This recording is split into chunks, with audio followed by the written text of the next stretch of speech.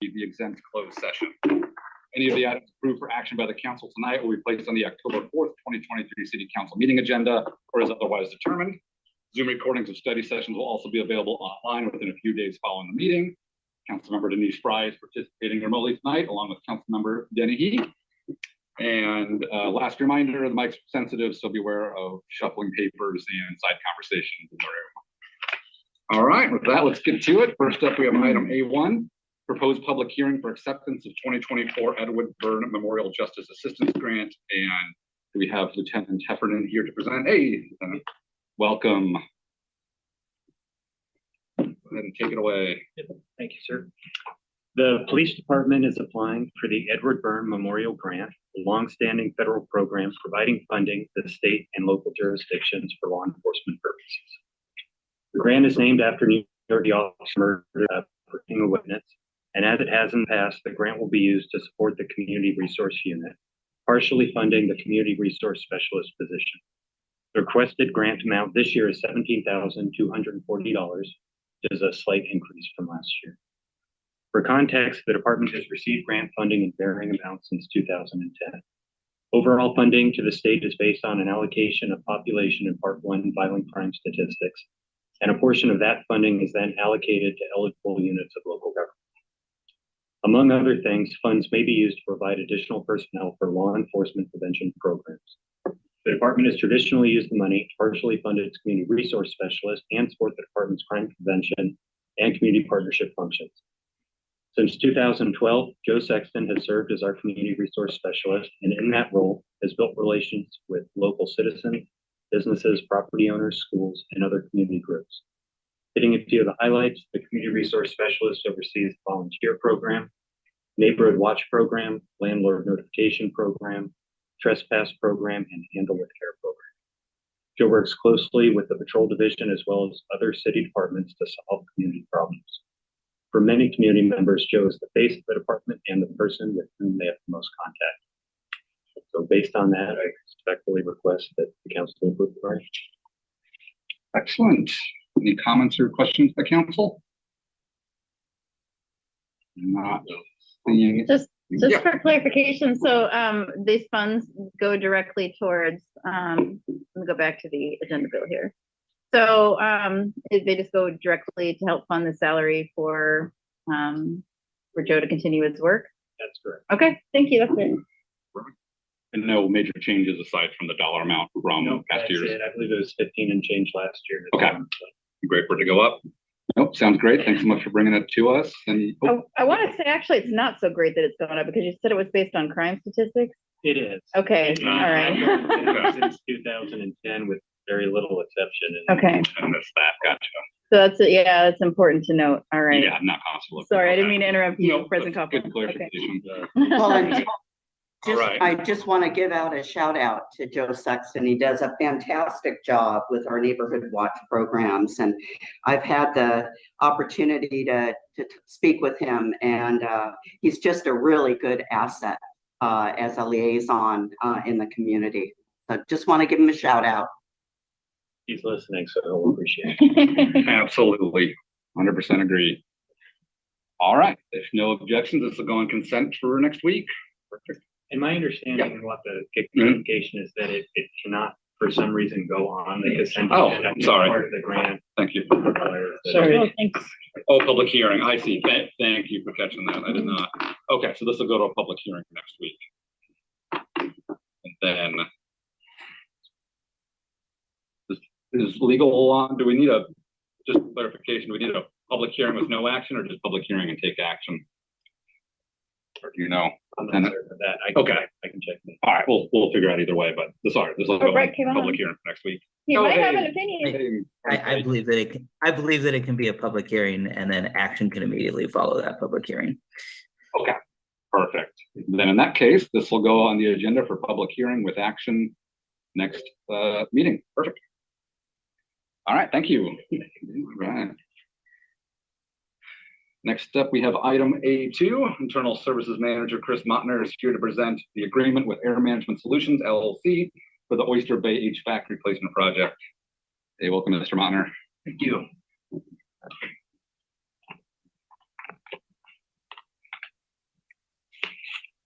Well, good evening, Council President, City Council members, Mayor, and others. I am here to present the bid award agreement with Air Management Solutions for the Oyster Bay HVAC replacement project. Notice inviting bids was prepared and solicited per city procedures on August 22nd, 2023, with advertisements to 6 MRSC roster listed commercial HVAC contractors and also 6 local commercial HVAC contractors. From that, we received 4 requests for the project bid packet and scope of work. A pre-bid meeting was held at the Public Works Complex to show the project on August 30th, 2023, and was attended by 3 HVAC commercial contractor companies. Bids were received on September 13th, 2023. There were only 2 bids received for this project. Though we were disappointed in that only 2 bids were received, they both were from good commercial HVAC companies with the abilities to perform the work. The bid tabulation is included in your council packet for reference. The low bidder was Air Management Solutions, LLC of Bremerton, Washington. The bid amount was $113,709.96, including Washington State sales tax. Both received bids were reviewed by a city facilities evaluation panel and found that Air Management Solutions was rated high and had no issues with performance or quality completion of this Oyster Bay HVAC replacement project. This project is for the replacement of HVAC units number 1 and 2 at the Public Works and Utilities building located at 100 Oyster Bay Avenue North. These units serve the main floor administrative areas, hallways, conference room, restrooms, lunchroom, and management office space. This replacement project is required due to multiple major costly repairs, including replacement of the unit compressor, blower fan motors, and other major components. Frequent equipment failures have caused problems with the office comfort and operation, and issues with these older unit repair parts becoming difficult to obtain. Both HVAC units are original to the building's construction, 1993 model, and are at the far end of their expected life. With the multiple failures, service repair costs, and equipment reliability issues, staff recommends these units for replacement. The new specified Mitsubishi HVAC units are energy efficient, and we expect an energy reduction of at least 10 to 20% in electricity use. The HVAC system to be replaced was evaluated, loads calculated, and proper equipment sizing was performed by Art Anderson Associates. This replacement project also includes electrical service improvements and ductwork modification. This water capital improvement project was approved in the 2023 budget under FC 00429. I will answer any questions you may have on this item. Excellent. Thank you, Mr. Montner. Any questions or comments from council? This go through Public Works. It went through Public Works. And we all thought, okay, move it right along. Excellent. Seeing no other questions, comments, only one was, what was the budget amount? It was 110,000. Okay. So it's a little bit over, but funds are available to cover the extra cost. Okay, yeah, just barely. And personally, it's kind of nice to see that even though it's just 2 bids, they came in really close. So Yeah, they did. great. Okay. Yeah, there. Hey, Chris, how many square feet are you heating and cooling? That square footage amount is, it is approximately 2,850 square feet of area served by these 2 units. 3,000 square feet? Right. Okay. So that's about the square footage of a decent sized house. 2 units, are they like 4-ton units? What size units? They are 8-ton outdoor VRF heat pump system with a single phase air handler units within the building. 2 8-ton units for 3,200 square feet? Really? Yep, the sizing and the load calculations were all performed by Art Anderson Associates. So the units that were there were larger than that. There was a 10 and an 8. So we went with 2 8s, and that was sufficient to supply what we needed within that space. These are heat pumps? Yeah, they're Mitsubishi heat pumps with air handlers up in the attic mezzanine space. Okay, thank you. So they will heat as well as cool? Just like the old units were, they were just old and not efficient and had major problems. Okay, good presentation, Mr. Mon. Thank you. Yeah, I gotta jump on this one more time, just out of curiosity. So if this was a residential thing,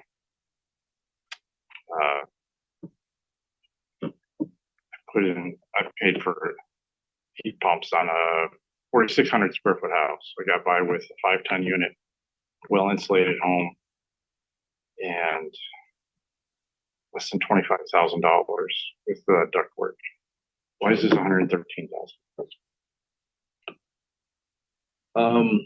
You know, I might want to double check that square footage to confirm, but you know, you've been to the Oyster Bay facility, so it's from the lunchroom all the way to the front of the building. Mr. Nucky's office, all of the admin, open space there, tall ceiling space, and individual offices, all served by these two units. The front section is split in half down the hallway, so you got the restrooms, the conference room, the hall, Tom Nucky's office, two manager offices, and the open lobby.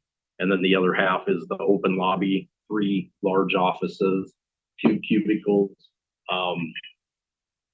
4 other manager and office assistant offices, a hallway, and the lunchroom on the unit 2.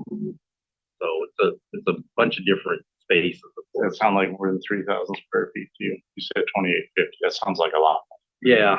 Yeah, I might have that wrong. I might have it here in this stack. Well, maybe if it's okay to get this meeting going, you can just send me an email. Let me know what. Sure, right. I might have that wrong, Because actually. it just doesn't, the reality check is just not quite there. Sure. It might be that per unit, square footage or something. Okay, thank you. So we're hitting two areas, 2 units, at Oyster Bay. So, and I'm just wondering if the other one I'm just imagining that there's a lot of frequent use of doors opening, doors staying open, things like that for not the main office building, but the other part. Can you tell me a little bit about how the second building is used that you're heating? Sure. So it's the same building. It's just the administration area of that. So it's served by 2 units. So the area served by each unit is half of the whole front there, running east and west. So it's the north section is served by unit 2 and the south section served by unit 1. And then they kind of co-mix the air within the large lobby area where Hillary is. Are you familiar kind of with that front there? So I'm familiar with the front. I don't know that I've been to the back area. And can you help me? Which is the north and south? Don't hate me, but I'm a little bit directionally challenged. I use Google Maps for everything. So the building lights east and west, and the north section of that is towards the Chevron station or Oyster Bay from the building, and then it's the most western part of the building, of the main building there. That's the admin building, is the northwest portion. So then the east side of the building, is that used differently than the west side of the building? Nope, it's all for these offices that I explained. It's just the way they're set up. And I think I would love to thank you to Councilor Younger. I don't know, I guess I would love to see some more information too, just the square footage verification. So if all council gets it, then I think I would. Right, and I might be able to just sit over here and find it real quick and. Oh, awesome. Okay. But if that's okay. Sure, sounds good. Yeah, I think I'm in this end of the question comment. When you presented this at Public Works, you mentioned also that it's going to reduce energy use by 10 to 15% and that it included ductwork. Right, so it's going to reduce electrical use estimated at 10 to 20% reduction in electricity with these newer energy efficient units. And then the ductwork changes are just work up above in the attic mezzanine area to accept the different units and also get rid of some other ductwork that up there is not needed. And then the electrical improvements that will be done are new disconnects at the units outside and also the air handlers up in the attic space. Thank you. Yeah, I've done that. Newer the heat pump, more efficient they are, and yeah, so I bet the square footage is just a little off because I have a Yeah. 2.5, 3 ton. I apologize Yeah. for that. I thought I had it here ready. I bet that's it. All right, is council good with consent with that sanity check on the square footage either later in the meeting or excellent? All right, perfect. So we'll throw this on consent for next week. Thank you, Mr. Monner. Thank you.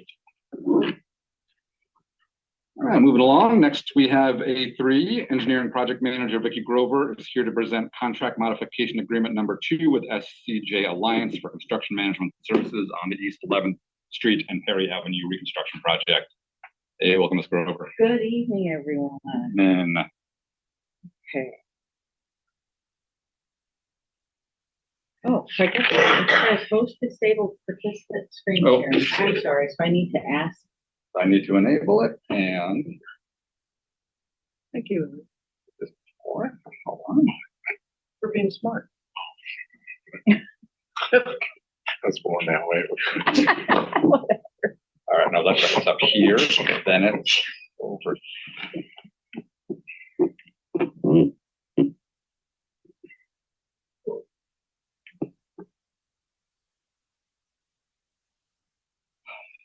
One minute.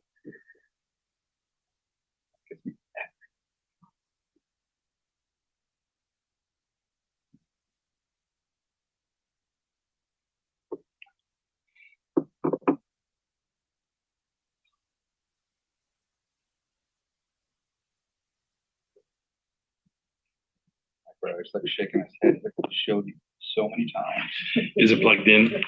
Yeah. He's coming in. Yeah. Every time, waiting. like, why? He's waiting in the wing.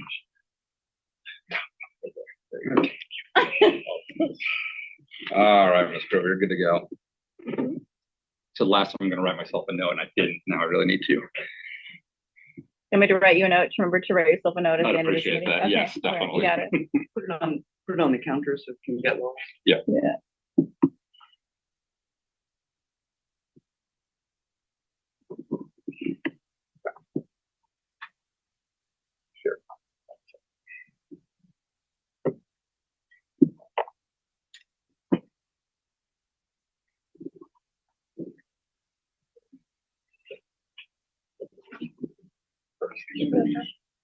So you have all these screens to pick from and you need to see the screen. That you want to share, but, oh, I didn't.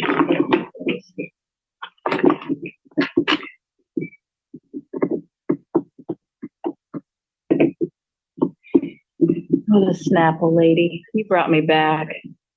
The Snapple lady. You mentioned that lady, where's the beef? Oh, yeah. Oh, she was a staple. I miss Mr. Bean. I drank so much Snapple in high school. I could have owned some stock in that company if I would have invested right. There we go. All right. Heard there's some new trees. Right on. Well, not on Harry. Sorry, so All good. for those of us that are technologically challenged. So good evening, council members. Tonight I want to talk to you about getting a contract modification number 2 passed with the SCJ, who's been the construction management company that's helped us through construction on the East 11th and Perry. And along with them, I'm going to give you just a little project update. These pictures here were taken last week and they're actually old. It's 11th there on the left still shows the barriers. Those are all gone. We put our final list of paving in for the next one.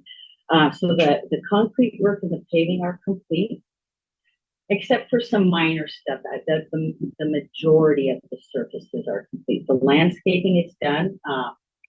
We had to do some of it twice because it got blown out with all that big rain we had. And the crew is there, so we don't, East 11th is still westbound. Scott went back to two-way because they're kind of mobile. They're moving around as they raise iron and work on punch list items. So they're not stationary in work right now.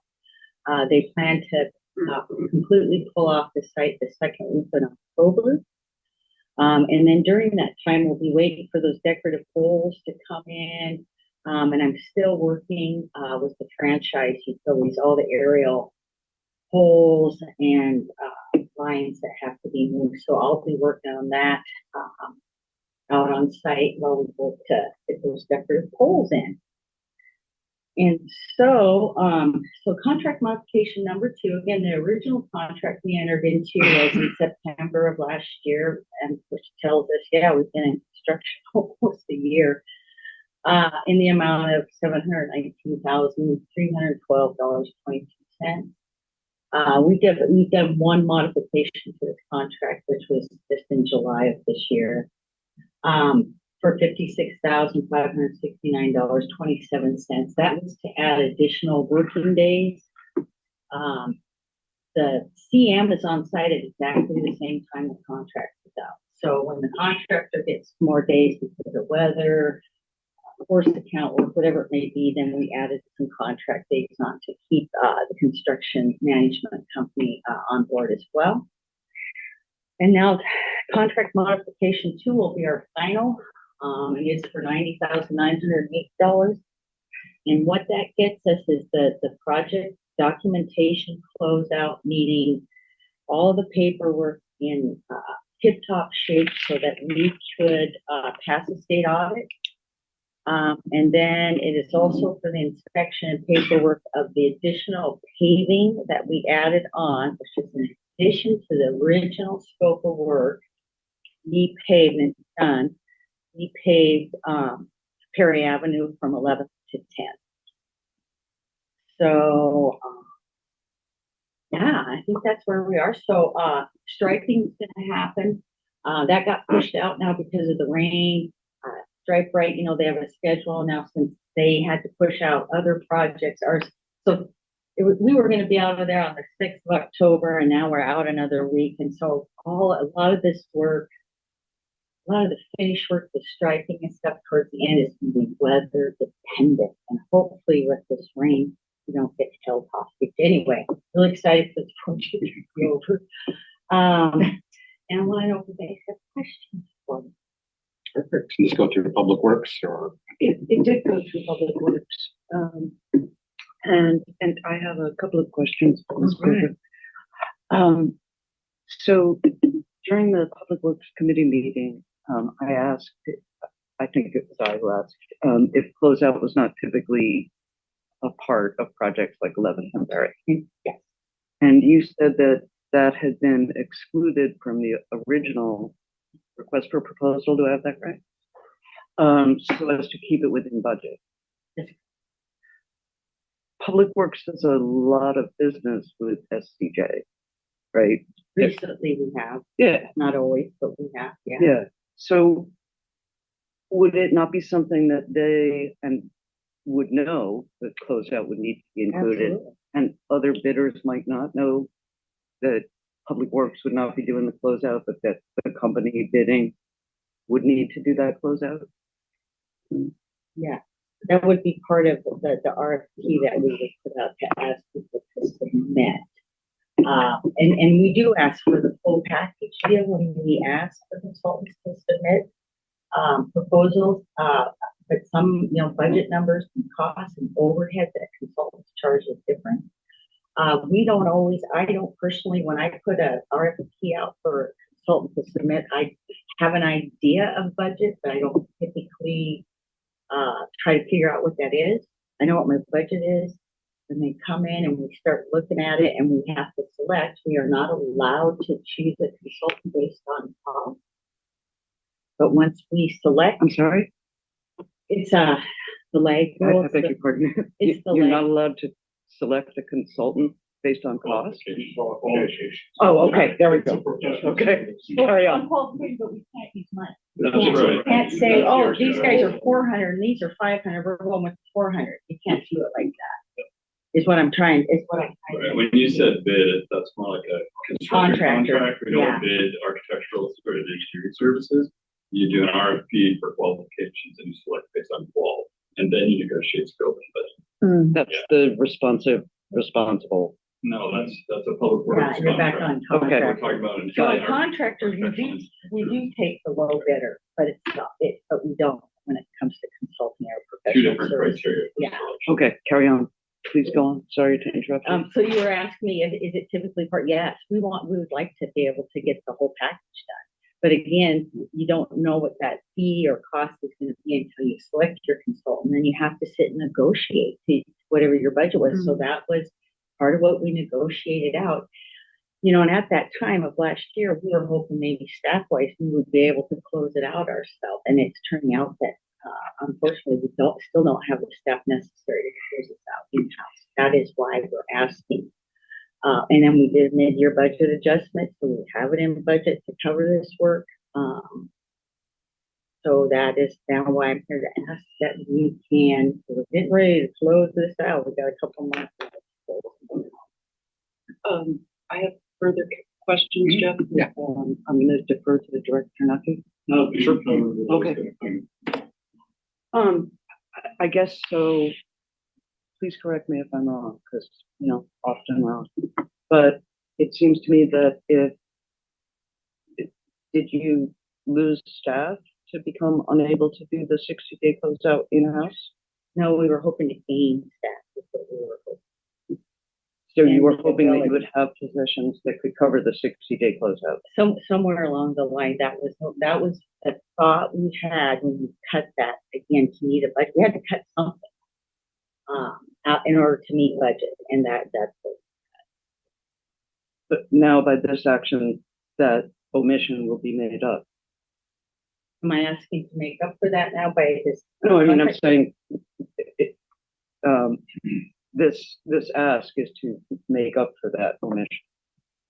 Yeah, because it turns out we're not capable with the workload that we have to do it. Are these positions that council approved and you have been unable to fill, or? I have to be honest, it has to do with the workload of construction and design projects. I mean, it's across the board. That's really, unfortunately, not my decision. I'm a worker bee. But with the workload, projects going, it's grants, things get pushed back because of funding. I mean, it's really evolving for a whole year to try to figure that out. Again, we just hope that we would be able to. And unfortunately, we are not at this time. We have a comp plan. Maybe coming up for next year. There's a lot of work that's done.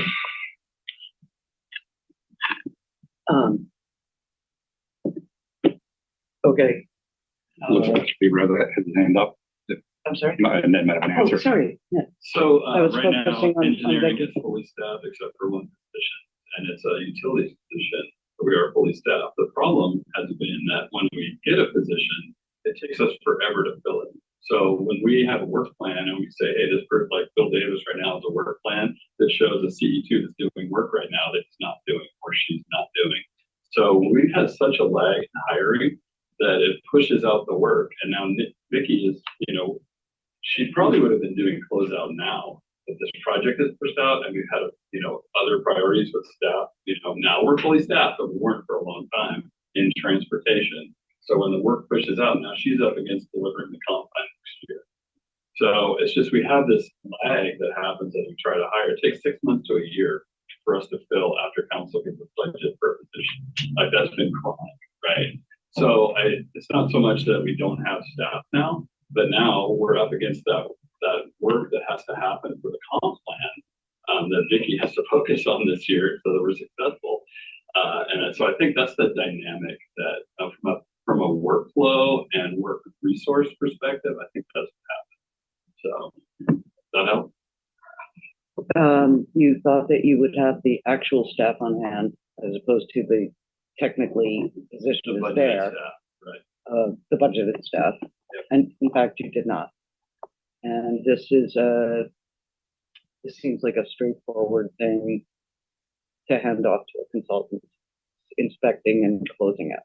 And we want to have solid closeout documents for an audit when we're done. What we don't want is audit findings after a project. That's like we're trying to avoid.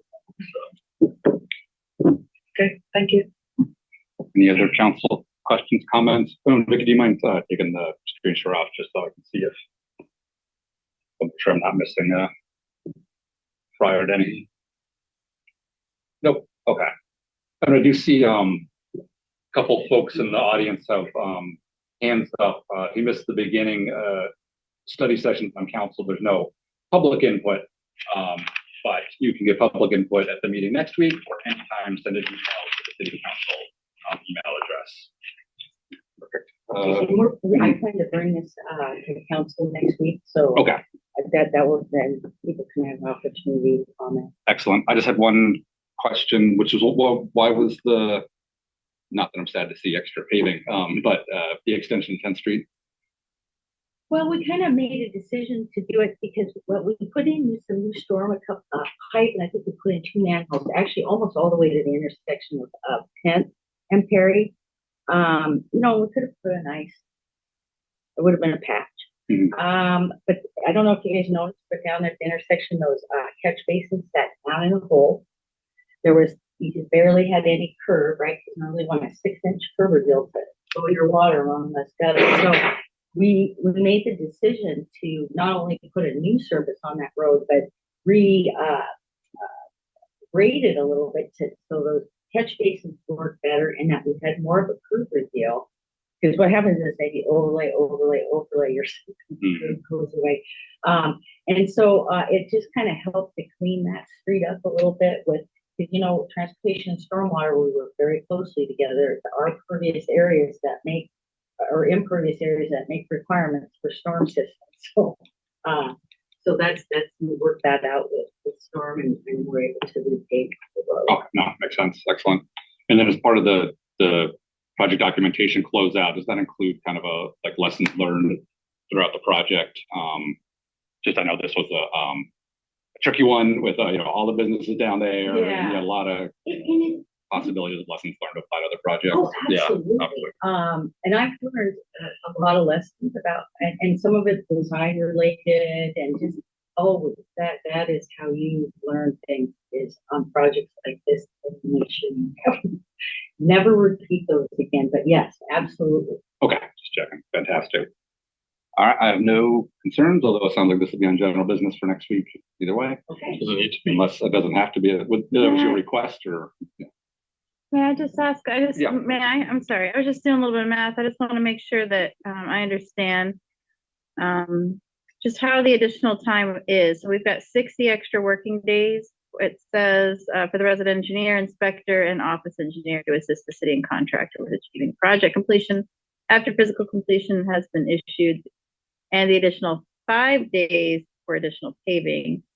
That was the paving we were talking about. Yes, that's correct. And that 60 days is only used if needed. So it could be less Oh, than 90,000. Okay. And here's what kind of dictates that. Contractors can drag projects out forever because the paperwork, there's paperwork we are required to have for the files. I'm not saying this contractor will do that, but it can happen. And so you give yourself plenty of time to get all the necessary paperwork, to close the documents out, to pay the contractor. In this situation, what's going to happen, we're going to write a suspension letter, and they're going to quit working and then wait for the polls to come in. And then hopefully sometime before then, I have finished the closeout with SCJ. They are no longer in working for us, and then I take over. So once we get to a point where everything's closed out, contractors paid, and we're just waiting for the polls to come in, that will be work that I'm going to do by myself without SCJ.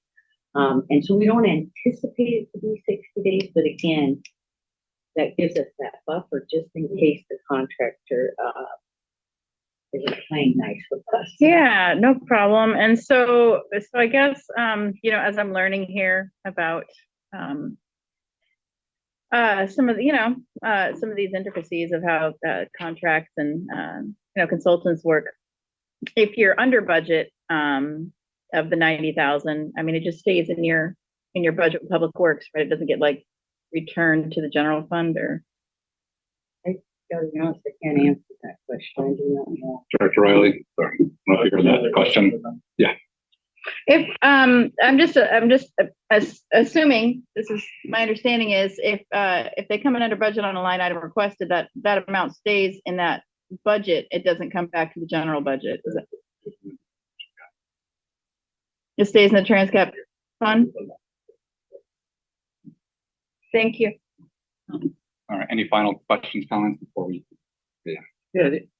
Just additional information on the 11th and Perry that came through Public Works, which is, I don't want to say the projected arrival date of fancy poles because I'm superstitious, but I'm going to go ahead, and you were hoping they would get here from Canada sometime in December. That's what we were hoping. And trust me, every Wednesday we ask the contractor, have you got an update?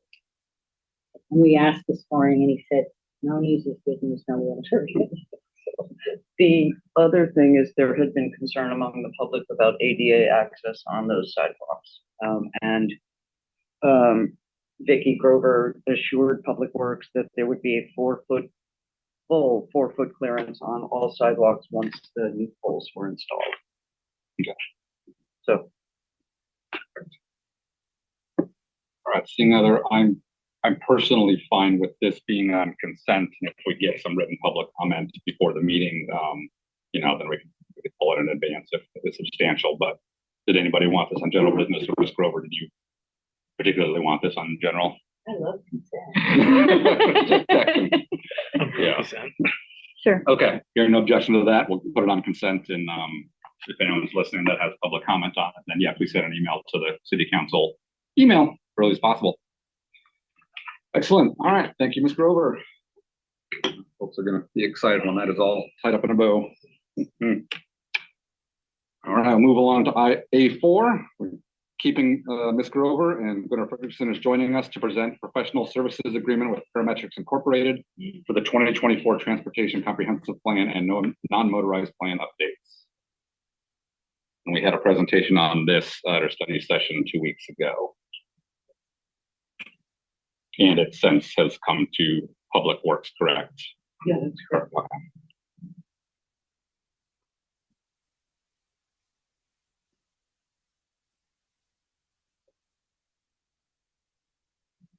We're just going to put the first slide up for this presentation, being as we did talk with you folks 2 weeks ago about it and how the consultant was with it. What we really wanted to do tonight was just listen from you if there were any additional comments. We have received some comments so far, but we'd like to hear if there's anything else from council in particular that you guys wanted to discuss for this plan. Excellent. So in that case, Chair of Public Works Muckler, if you want to start off, I'll defer to anyone else. Okay. We're spending $528,000 plus to study the flow of traffic on arterials and collectors. So far, so good, Director Nucky? Okay. Yeah, I don't agree either. Oh, okay. I'm so sorry. I've been, you guys have all seen the emails that have been going back and forth. So I should address my questions only to people who are here. So the study is focusing not on arterials and collectors, but on something else. So it tends to be focused on the arterials. The point of the comp plan is that can our infrastructure support projected growth, right? That's why this is dictated by the Growth Management Act, which is about growth. How does growth look in your area? Where are you going to put it? What are those projections?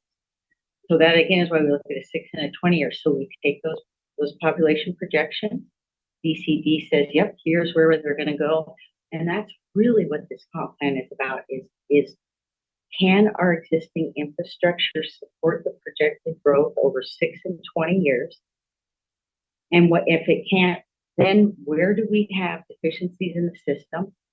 And what are we gonna do to address and plan for those deficiencies in the system? Okay, this is so very different from the email correspondence. I truly beg your pardon. And how does, for example, the study of the 75 intersections that are mentioned in this contract, those are intersections at arterials and collectors, is that correct? As far as I know, and I have to be honest, I don't know exactly where those are because they're in Yeah, our no, transportation I demand understand. model. I'm Shane could probably answer that better, Shane, because he actually was employed with the city in 2018 when this was done, and I was not. Yeah, I'm sorry, what's the question? I'd be It's happy a- to help. She's curious about the 75 intersections called out in scope of work for it said update traffic data for the TDM. Okay, And are those arterial and collectors? but yeah, for the most part, they are arterials and collectors. And the reason is that because when we put together the TDM, the whole purpose of that model is to determine where we have growth issues, development issues, and level of service issues, where level of service doesn't meet our concurrency standards. And for the most part, we have really low volume residential streets. The problems that you get aren't on residential streets or on your collectors and arterials. And these models are very expensive to put together. The data that goes into the intersection data, the count data is very expensive. And so you have to make decisions as far as where you want to put your money and where you're going to have the most impact with getting the information back from the model. And where those locations are is where you have collectors and arterials. We just don't see a lot of issues with residential low volume streets. So that's the reason why. So please correct me if I'm wrong, but when you say an issue, it's an issue of a vehicle, a motorized vehicle, being able to get where it wants to go. Well, where its driver wants it to go. It's not exactly. It's a level of service. We have a concurrency standard in our comp plan, which we have to have a level at which we identify, and it's level service is delay. It's delay at an intersection. And we're required through state law, where development comes into town, if that development exceeds the level of service standard, then we need to ensure that that development is paying for mitigation for that level of service. And so what this model does is it establishes what the level of service is. And then when developments come into town, we plug them into the model and we can tell at which locations are exceeding the level of service requirements that we're required to maintain. That's what the purpose of the model is for. Okay, so it's measuring issues that are experienced by motor vehicles. Correct. Okay. Yes.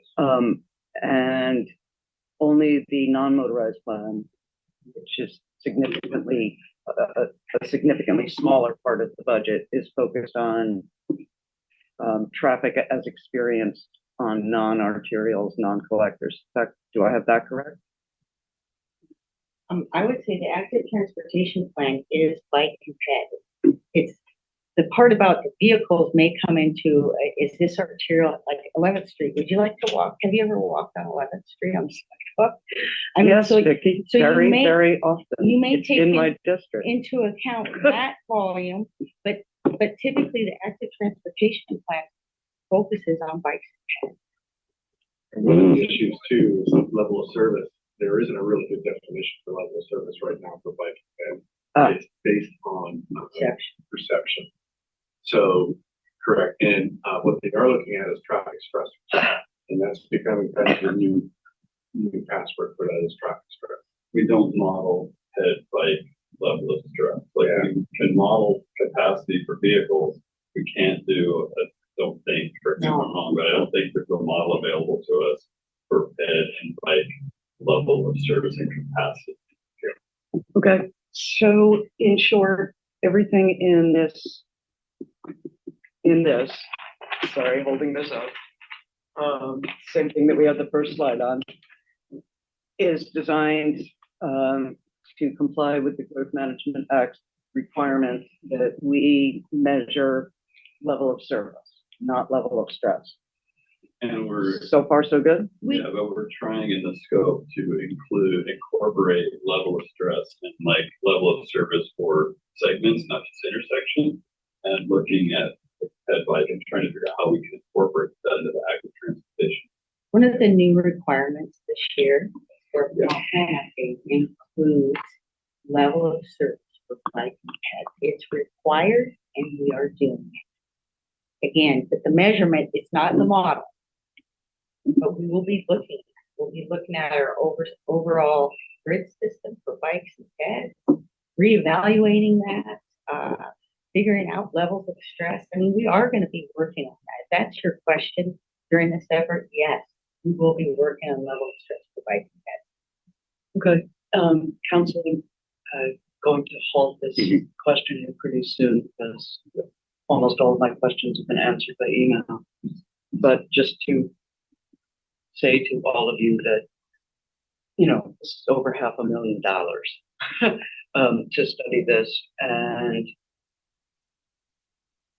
I know at least several of us, one major concern of constituents is speeding on local streets.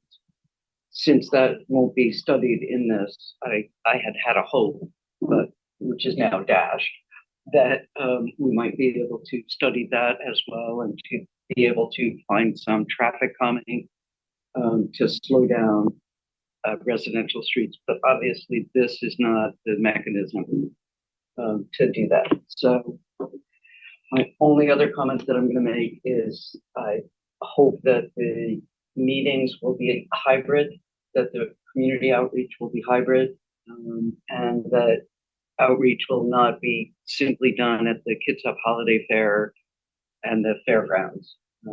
I hope that there will be community outreach within Bremerton, like on First Friday, for example, to get not just people who are coming in and then going out, but people who live here.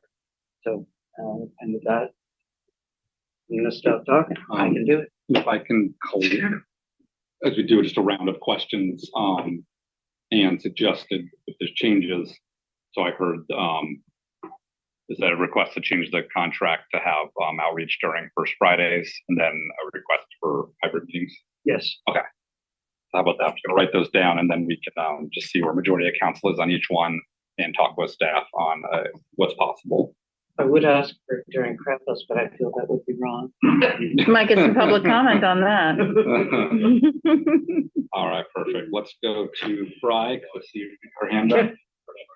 Yes, thank you. I remain really positive about this. I have a good experience working with parametrics, others in the community whose thoughts and perspectives I value, also have a respect for parametrics. I was really pleased with the at least the commitment that I felt and read in here about integrating the measurements, including pedestrian, whole multimodal. And I know that the multimodal community is paying attention and they see this as a positive step. I didn't realize that it was required. I do have a couple of questions. Can you talk a little bit, Vicki, about there was a mention of ranking flexibility for funding, you know, being a little bit more flexible with ranking for funding opportunities. Can you just elaborate on that a little bit? Absolutely, and I want to make sure I understand exactly what when you say flexibility for funding, are you talking about for us to pick projects for funding, or as far as how we rank them based on funding? It's in earlier slide, project prioritization, and it's develop criteria for ranking projects, yada, yada, yada. And then it says the last bullet is ranking to be flexible to accommodate potential funding opportunities. Okay, yeah, and I can speak to that. And that could be a little bit of interpretation. What that means to me is this, remember, this is again a 30,000 foot level that we're looking at this, okay? And so we have an intersection that maybe it you know, blows our level of service. So we're looking at, we're gonna have to add capacity, we're gonna have to put a roundabout in here because signals aren't really the way to go. And what the idea of that is you don't want to write the scope or the idea of that project so tight that it's not flexible for funding, because grant programs can be very specific about what they want. And when you try to write these project descriptions in a comprehensive plan or transportation element and you're too specific, it can eliminate. And we're not in the weeds either anyway on these projects at this point, right? These are planning projects. Like, we know we have an issue at this intersection. This is what we think we should do. So it gives you flexibility the way it's written in order to be able to apply for more grant funding opportunities for projects. And to think about that is we have an idea what a lot of our grant programs are, what's the criteria, so that all of those thoughts when we try to prioritize and write these projects for the transportation element. Does that helps? Thank you, Vicki. Thank you. And then I also noticed potential impact fee structure. Can you elaborate a little bit on that? I'm going to be really honest. I cannot. And the reason I can't is this is as far as I'm aware of, I've only been with the city for 4 years. This is the first time really that we're going to try to take this up a level besides just a conversation. It comes down to funding. Grant programs for transportation, you always have to have a match. It's not like Public Works Trust Fund or a grant, or a loan, a low interest loan. You always have to have money to put in to show you have skin in the game. They like you to have some of your own money. And with the funding situation at the city and the interest rates, I mean, just the economy as a whole, we need to start thinking about where are we going to get money to fund transportation for the city of Bremerton. I think this is a good idea. I'm happy that it just got into the scope of work. I'll be honest, the depth that we go into this is up to everybody else. It's up to the council, it's up to the public, it's up to, for how far do we take this? So I gotta be honest, I'm not sure how far we'll take it, but we want to put it out there and start talking about it. Well, it needs to be talked about in every department. Times change, and I'm sure that developers are watching closely. Besides transportation, I'm a big fan of impact fees for parks. Thank you for acknowledging that it's included. And let's see, anything else here? And then just echoing of, I know that there was language around collaborating with or reviewing past projects like the SR 303 and the joint compatibility and all of that, and integrating and making sure everything's copacetic. I'm just wondering, is there a place in here, and I think this was mentioned before, where we can also connect groups like Complete Streets Committee and other. I really want to empower our committees and our commissions in their roles to play whatever part they could to help. So just wanted to see how you feel about that. Oh, absolutely. So I facilitate the Streets Committee, and that is why we have that committee, to help us make decisions. So we'll take the parts of this plan along the way that we think are important for them to weigh in on, which I think we have 4 meetings a year. I think we'll have something probably for them every meeting next year. Absolutely. That's what, we count on them for, is their input and what they think about what we're trying to do. So yes, we will definitely be doing that. I really like hearing that. Thank you, Vicki. And that's all for me, President Coughlin. Perfect. And then I saw Ned had a quick comment on the fees. Yeah, I just wanted to expand on the TIF idea. So the transportation impact fee is really a policy decision by council, and it's a source of funding. And what it's supposed to do is when a development comes in, they have a fee that has been calculated based kind of on citywide concurrency. And it's their fair share to pay into citywide concurrence, not just the frontage of their business or not just the closest intersection. Right now, the way we look at concurrency for a development is localized improvements. And we usually only collect a piece of the funding that we need. And the way we collect it, we have to assign it to that project. An example is the Bay Vista development in front of our Oyster Bay shop. We got, I don't know, $600,000 or $700,000 to help fund a $7 million project on Oyster Bay. Well, that money doesn't pay for that, right? It doesn't, it might be match money for a grant, but it doesn't pay the whole, it doesn't cover the whole need. A tip, we've had developers ask us to charge the impact fee from Poulsbo because they want certainty of what their costs are. They can come in and do a development like a plat and they can say, oh, the city's impact fee is $3,000 per home. I can put that into my math for my profit margin and I know what I'm going to deal with. When they come in with a SEPA checklist and they say, oh, we're going to evaluate what your impacts are, it is a blank check and they don't know what it is. We have to negotiate it. It's very difficult to make that, to bring that home with the developer. They don't want to pay more than they have to. And when it starts at zero or way up here, you end up in the middle somewhere oftentimes, right? And they're trying to show the numbers so that their impacts are minimized. And so then we start arguing about, did you do the PMP right? Or, that sort of thing. With a TIF, it's clean. You can apply it citywide. Every new house, whether it's a flat or just an infill lot, is going to pay an impact fee, and it's a source of revenue. And when you don't collect that, what really happens, in my opinion, I'll speak for me, is you're saddling the community with the improvements that you didn't collect funding for that were impacted by the development. So this is a way to try to analyze what the true cost is for, across the board uniformly and hopefully objectively for all developers, the mom and pop to the 500, unit flat, and then collect funds that we can utilize for any project that's a capacity project and a concurrency project in the city. So when we talk about a TIF, it is a cost to the developer. Yes. Is it beneficial to how we can deliver projects to make sure that we have concurrency and meet the GMA and do more? Yes, I think it's a mechanism for that too.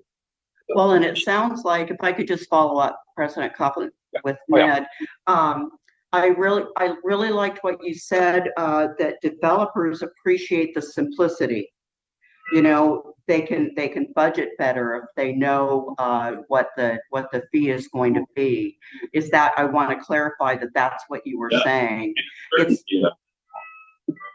Like, it's not a question mark coming into the project. They can look at our code and our fees and go, oh, I'm coming into Bremerton, I'm going to pay $3,000 for each lot. And they can do that business math and figure out if it's profitable or not. And, trust me, the TIF cost isn't going to break, be the make or break decision for a development occurring in Bremerton. Just to add on. No, I'm sure not. And I shouldn't say I really like impact fees, and yet I really do like it when there's the connection, what we're bringing the money in from and towards. You can see the relationship between the two. We're not just charging these fees and going to spend them on something that's totally not connected to it. So I like looking for the pluses for the developers as well, because as you know, that's going to be a critical conversation to have. So thank you, Ned. You explained it really well. I'm really clear with it now. Thanks. Real quick, yeah. The last time you delivered this persuasive rep, you mentioned that we are one of the very few municipalities in our region that do not use the TIF. I think we're the only city in the state of Washington. I think that's true. Okay, we're on this TIF conversation. So in this context, we're just talking about developments and new projects, but is there like a change of use that goes along with TIFs? Like when a new business wants to go in?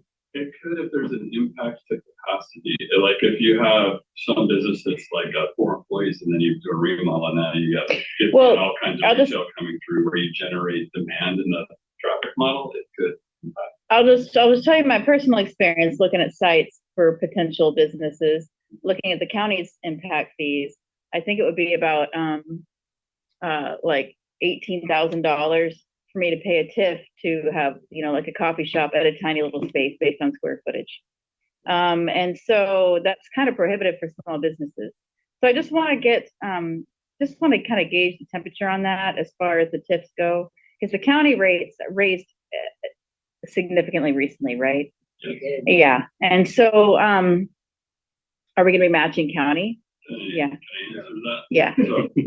So what I would say is those are policy decisions. Policy decisions. So it's on our hands. Is that what you're saying? Yeah. Like you can decide if you want, like the council can look at a menu of options of how it's going to be managed and implemented, so that it could only be growth, or it could be infill, or so there's options there. And Tom, do you want to add to that? The only thing I wanted to say on that is there's a calculation that goes in, right? And the calculation identifies the maximum amount charge, and then it's a policy decision, depending on what council believes is an appropriate charge. It's a tool. Yeah. It's another tool. This is a much, I mean, I think Ned did a great job of summarizing it. This is a okay.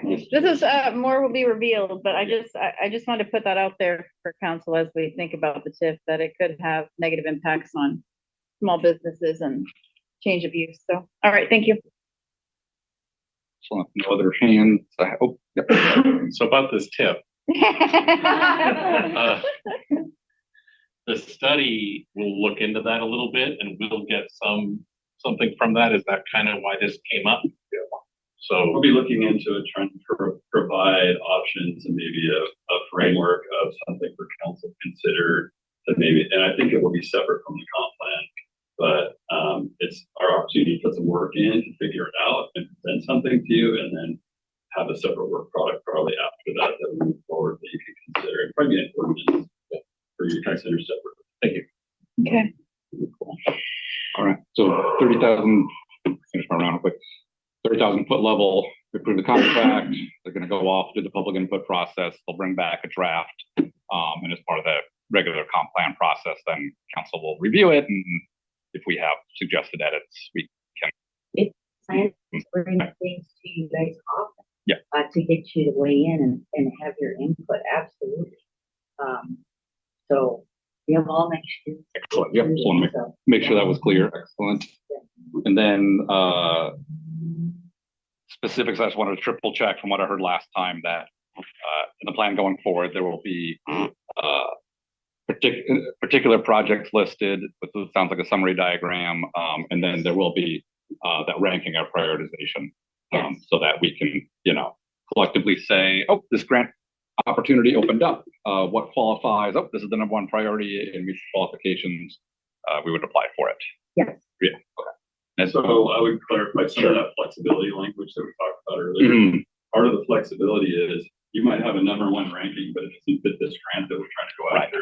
So we probably will have like, say we had the top 10, when we have grant opportunities come in, that's fit for each individual grant opportunity. So that we're the most successful to bring in the most free money, right, as we can. And the number one project might not be the best fit for the grant we're going after right now. So there's a dynamic there, and that's some of the flexibility that I think we're looking for also. Perfect.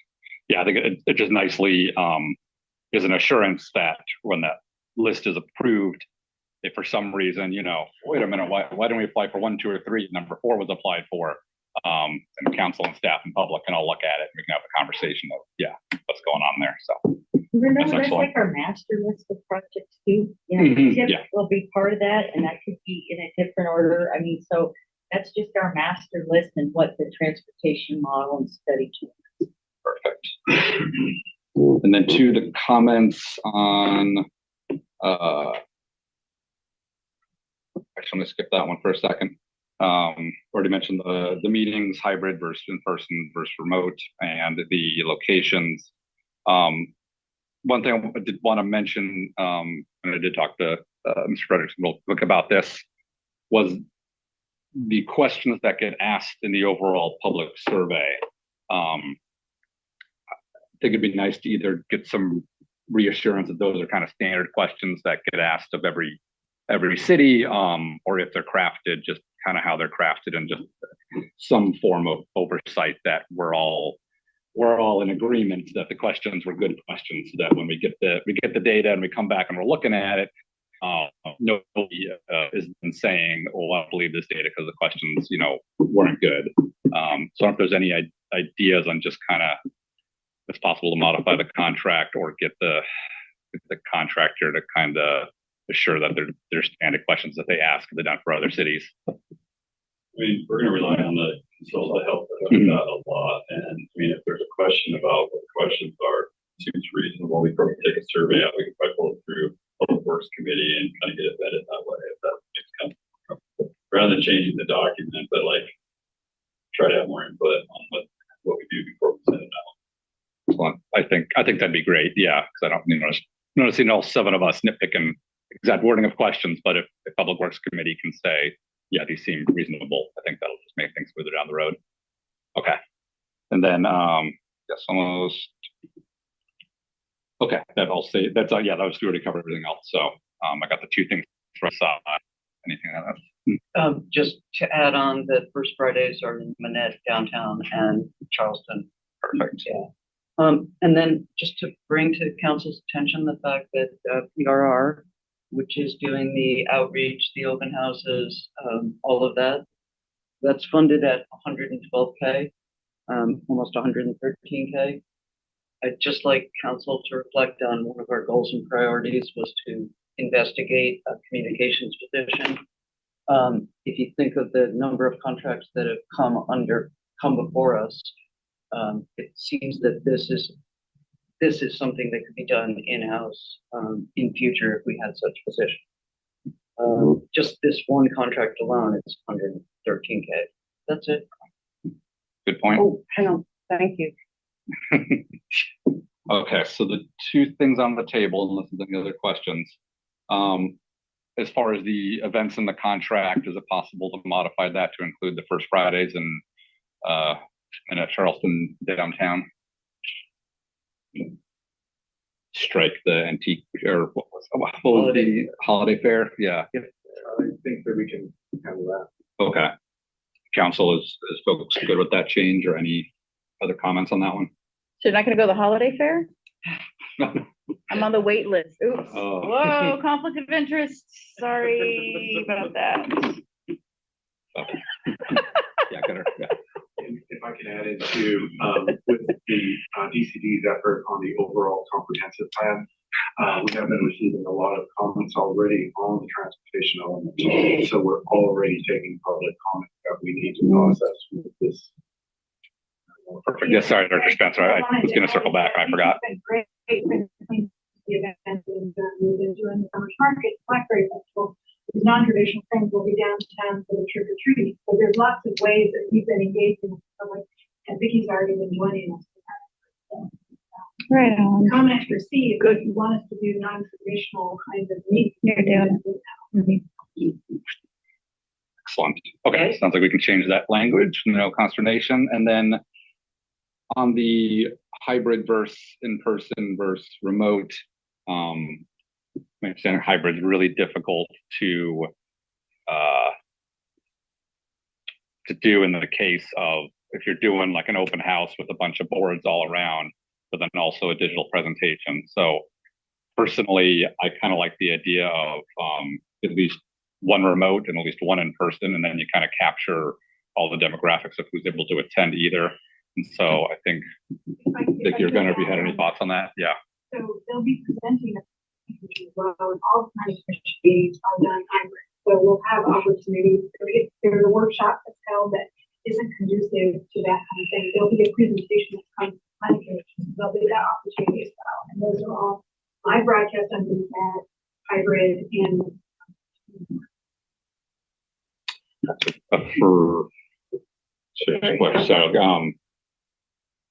for open house, though, I imagine that kind of ability where somebody can walk in and look at the easel and the plan and stand next and ask and point and say, really get nitty gritty. I'm like, wait a minute, what's going on here? What input are you looking for?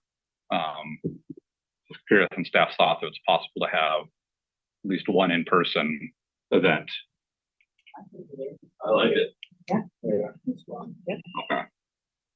sorry, yeah, comments on that idea. No, I in wanted person.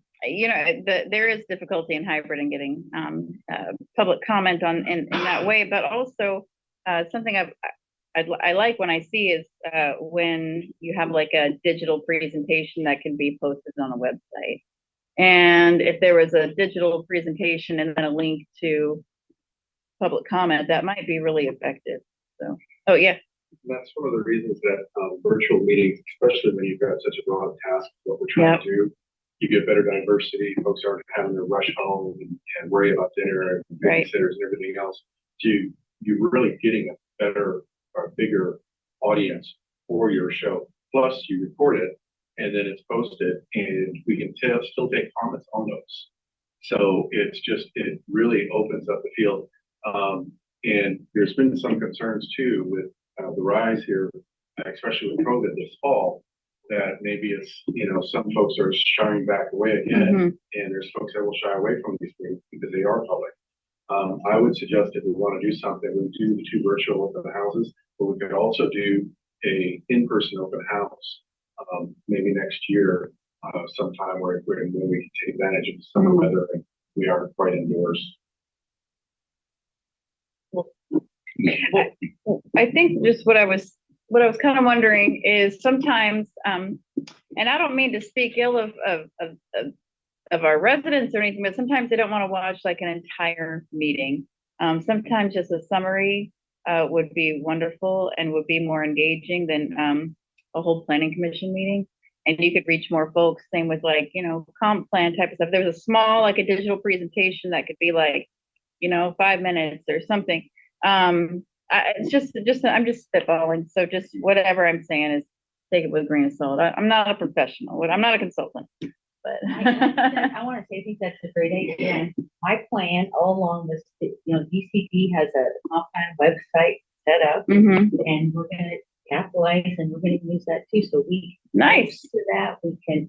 So those are great ideas, and those are things we can do with our website. So I agree. Anyway, all the tools we can to communicate with the public. I completely agree. I understand the proposal. First 2 would be virtual, which, as I understand, are mostly brief outs to start and saying, hey, please write any feedback. And then you're saying we could change the contract language to have a 3rd open house specifically for this. Is that? I think we'll just have a 3rd. Yeah, we'll have it tied with the second, so that we take that public comment at that time. It'll be more of a presentation, but I think that'd be good. Okay. And the idea too is that we're going to gather comments over this entire period. Anytime, anywhere that somebody has something they want to say, they can go to the website, come to the open house, so that it's to be continuous and always be open to public comment. Excellent. So any comments or thoughts on that proposal there? I think waiting to summer I think it should be earlier than summer, the in-person open house. Fate willing and the creeks don't rise, the COVID numbers don't become crazy as they were. In the summertime, people are not excited about coming inside and going to a meeting. They want to be outdoors. And also I think that the lag might be less useful for you, plural you, because there'd be such a gap between the virtual meetings and the in-house. So I think waiting till summer. Well, what's the date of this second meeting roughly? If this all gets passed next week?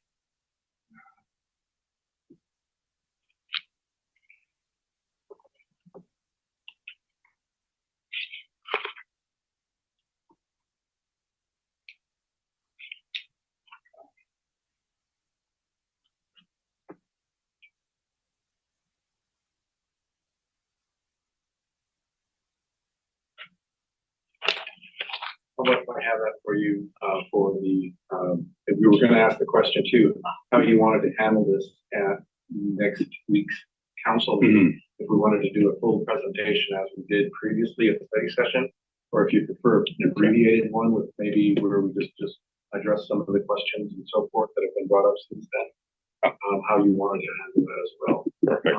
And I can go ahead and we can make sure we put a slide up that shows those dates again.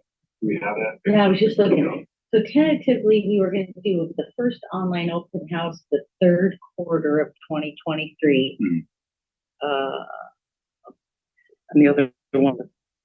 Fourth quarter, you're right. Sorry, this is in the way. Fourth quarter, somewhere towards the end of the third, beginning of the fourth. Okay. So, but if we can put the language in there that there'll be an additional open house near the second one, and then if you want to add couching language, like depending on local COVID guideline restrictions. Because I agree, it seems like those two hand in hand. That's the time. But it seems like that second meeting is the one where people like the input would be the most impactful in that part of the process. Okay. Yay. Perfect. Not hearing any of the loud disagreement on that proposal. Excellent. All right. That sounds like we got those two changes, the locations and the open meeting. And then I'm assuming this will go general unless folks want consent, but it's a big item. We would want to go general. I say, yeah, I like the idea of presenting it to the public. So we throw out the idea of a presentation that's more public focused of like, hey, this is coming up and these are the chances you'll have to give input and what you're going to be asked for. So we'll look at doing an abbreviated presentation rather than the lengthy one we did for study session. We'll probably keep maybe down to 6 slides or something like that. Yeah, I like that. Make sure the schedule's up there. Simple and adjustable for public. Yeah. Council sound good? All right. Sounds perfect. All right. In that case, thank you so much for walking through this big piece, and this will be on general business for next week. Right. Thank you all. Thank you. Thank you. Staying on the road. That's the best fun I got on that one. It's not great. You'll have a better one next time. We'll work on it. That was a real car wreck. Oh, there we go. Good one. Like we now have a roadmap to follow. Yeah. Oh, God. Oh, my God. It's the nice part about a council. You can come together to find the best one. All right. One of the best does. Cool. All right. Now we're on to item A5. Hey, look, I'm here to present. Can I add? We actually have space for it, but yeah. How long? How long will this discussion be? Do you think? We could set a time limit of the 26:20, so we got at least another 5 hours, right? I know sometimes there's a break that's needed, but I'm just wondering if it's appropriate. Would be very pleasant. For some of us. Okay. Seeing hands. Yeah. Yeah. Oh, thank you. I'm sorry. Okay. Thank you, Mr. Bonner. Yeah. Sorry, Square footage. I don't have totally accurate square footage, but I looked and it looks to be that number of the close to 3,000 square feet.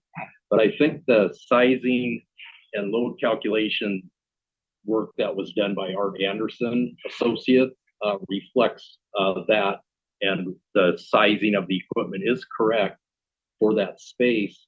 But there are 24 occupants, so it's different than a residential, in cases like that, plus multiple appliances, equipment, computers, copiers, printers, so on and so forth. But I will get the accurate square footage and email it to Lori tomorrow, if that's okay.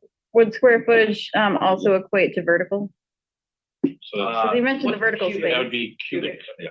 How about cubic feet? Yeah. I don't think that's a really good metric, but It is. I guess It's, cubic feet might be. especially if there's like a higher. There This is a high ceiling space. What there, is that so- a cubic feet, man? So, Yeah. let me put the question this way then, Chris.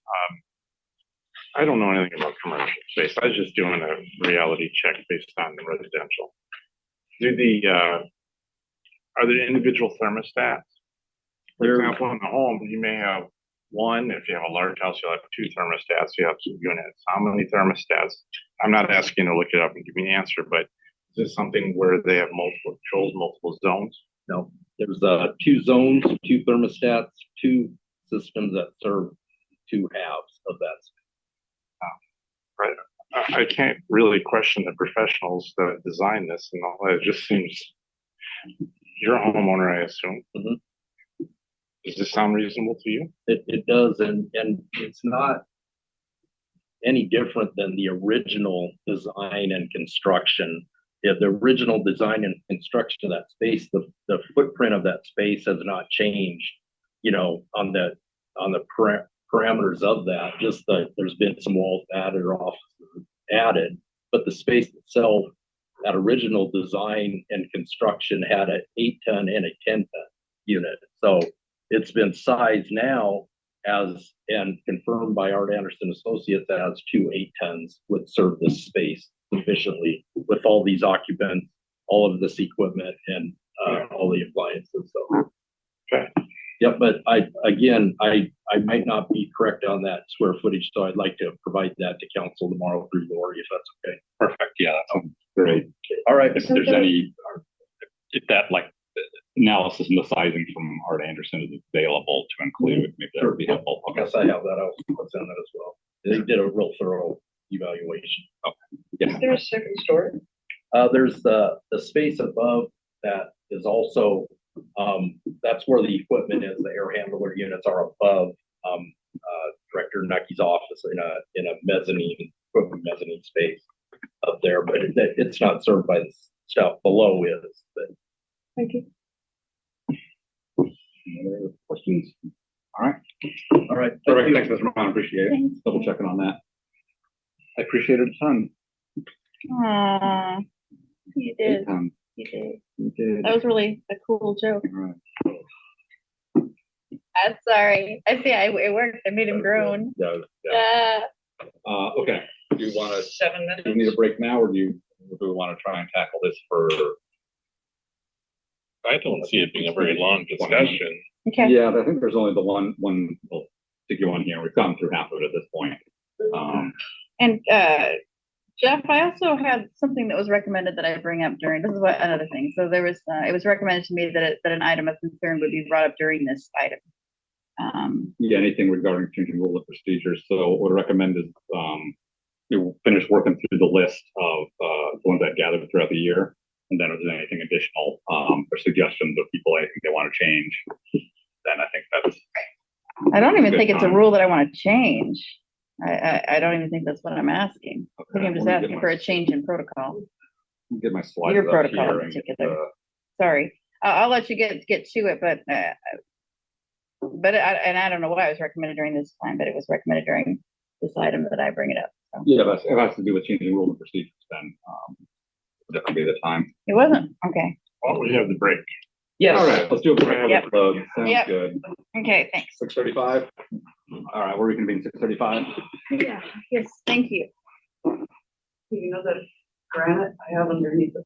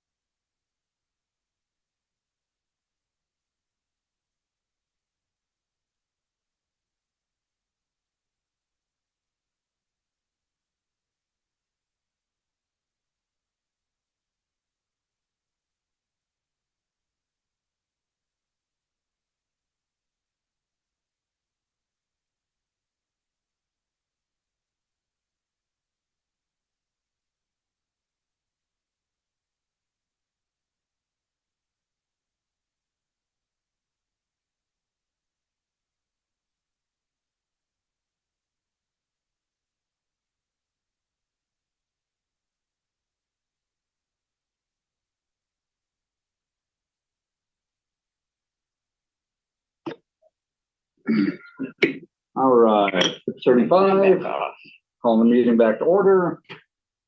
And we're on item A5, for resolution to repeal resolution number 3249 and adopt updated council rules and procedures. This is a discussion been on the agenda for a while, but it's not been urgent, so we've been skipping it, but we have time tonight. Hey. All right, quick recap. In the packet is it was a mocked up version that included the items that heard suggested over the year, as well as the best practices.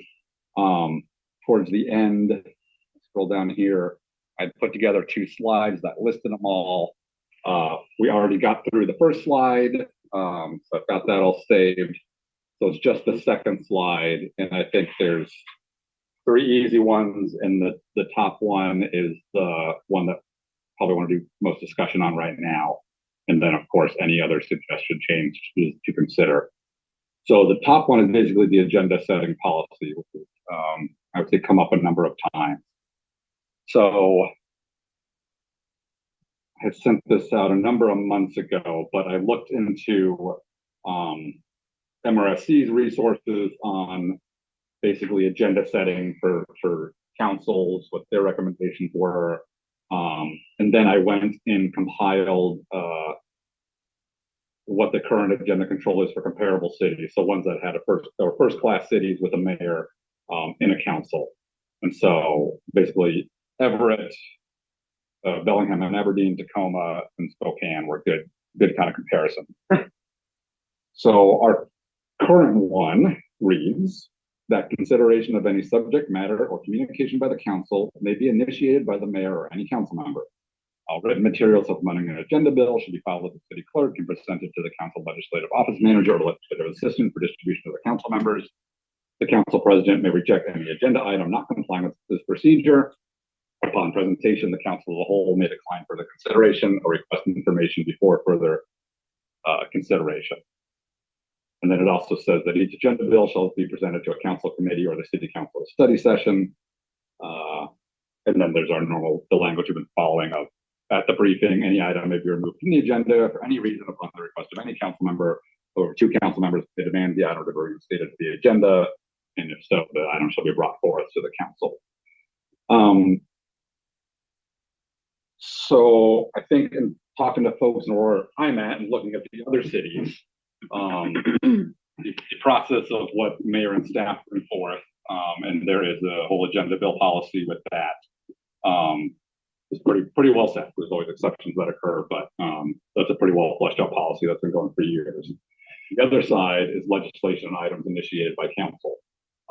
Every single city has a mechanism for council members to initiate legislation, whether it's a simple resolution or a whole ordinance, or to get talking about something. They'll do it a little differently, and some are broad, some are specific. I think I've seen with our current wording, it's a little ambiguous in how the whole process, plays out. It's very clear that council member has the right to bring something forward.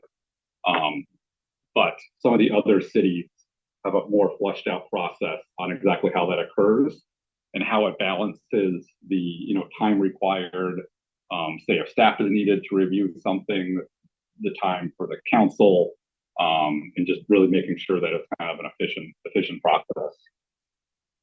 And so, long story short, the one I personally kind of like is Everett here. I just want to read it. So they have a whole section, but they specifically call out council-initiated legislation. And so what they have is, and to promote the orderly development and consideration of proposed legislation and the efficient use of staff time, council will initiate legislation as follows. Council members may seek confidential legal advice from the city attorney to draft an outline of the proposed legislation for consideration at a council meeting. Following council discussion, the city attorney will prepare a draft ordinance or resolution if a request is made by 2 or more members at a council meeting. Once the legislation has been prepared, the council president will place it on the council agenda for discussion, provided, however, you don't violate state law and charter and all that, which the city attorney would tell you you couldn't do. So in this case, it would be like, hey, I have an ordinance where I want to let raccoons be pets in the cities. And so in that case, if I were doing that, I would go grab a little piece of Kylie's time and say, hey, what about this idea of letting raccoons be pets? She might either say, oh, that's actually explicitly banned by the state constitution. You can't do that. Or say, oh yeah, that would require X, Y, Z. And so working with the city attorney, briefly as their time allows, then I'd be able to come to a meeting and say, hey, I'll talk to Kylie. This idea is not, too out of scope. We need to update this ordinance that, defines the list of pets available in the city and add raccoons. And then let's say Vice President Chamberlain was like, I love that idea too. I would never want. I want raccoon pets. I would never. I have chickens. So then at least 2 council members, then this attorney time allows, and they would actually draft up the ordinance change, and then that would come to a study session like any other agenda bill. But that's what I kind of see as like a good compromise between it requires a second council member to be, on board at a meeting, that allows any individual council member to quickly, develop and tackle an idea. But that's basically my thoughts on it. The other options right now, kind of as is, we're basically following the rules of the kind of the administration's agenda bill policy with council staff. But like right now, like when someone wants to bring something up, they submit it with materials that goes in a study session. But there's not kind of that pre-briefing or that looking for a second, have an actual like full thing, drawn up. But I don't know. I kind of want to, look at Eric first and say, like, what? Because I feel like this language has been here a while. It's been interpreted differently over the years. Yeah. I don't know if in the cases where you've had a successful council initiated legislation, how that Okay, so thoughts are. This is, and Michael, you can chime in obviously too. So this really depends on the makeup of the council. So for all years in my experience, there's only been, I want to just throw out like 3 or 4 of us that have written ordinances. It's just outside the norm. Usually 95% of the work comes from the administration. The council hears it or whatever. Cecil used to write his own ordinances. I've probably written 5, whatever, I don't know how. And I can't think of the other personality that did a lot of this. Can you think of someone that used to write it? Leslie had one on the taxi cab thing. So there were others. I'm not saying I'm the only, Cecil and I were the only ones, but it is usually outside the norm. So this never really came up. And so when I would pitch my idea, I would say, hey, look, I'm working on this, and I just pitch it, not a formal study session item, but at the end of the evening, say, hey, I'm working on this.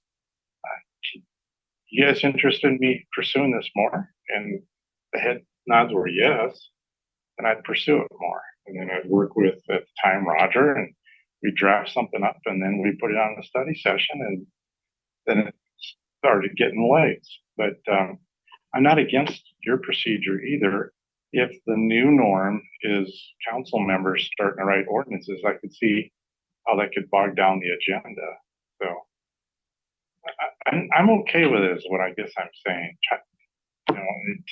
This may not be an issue depending on the future makeup of the council, but the provisions that you put in there are reasonable. But having just 2,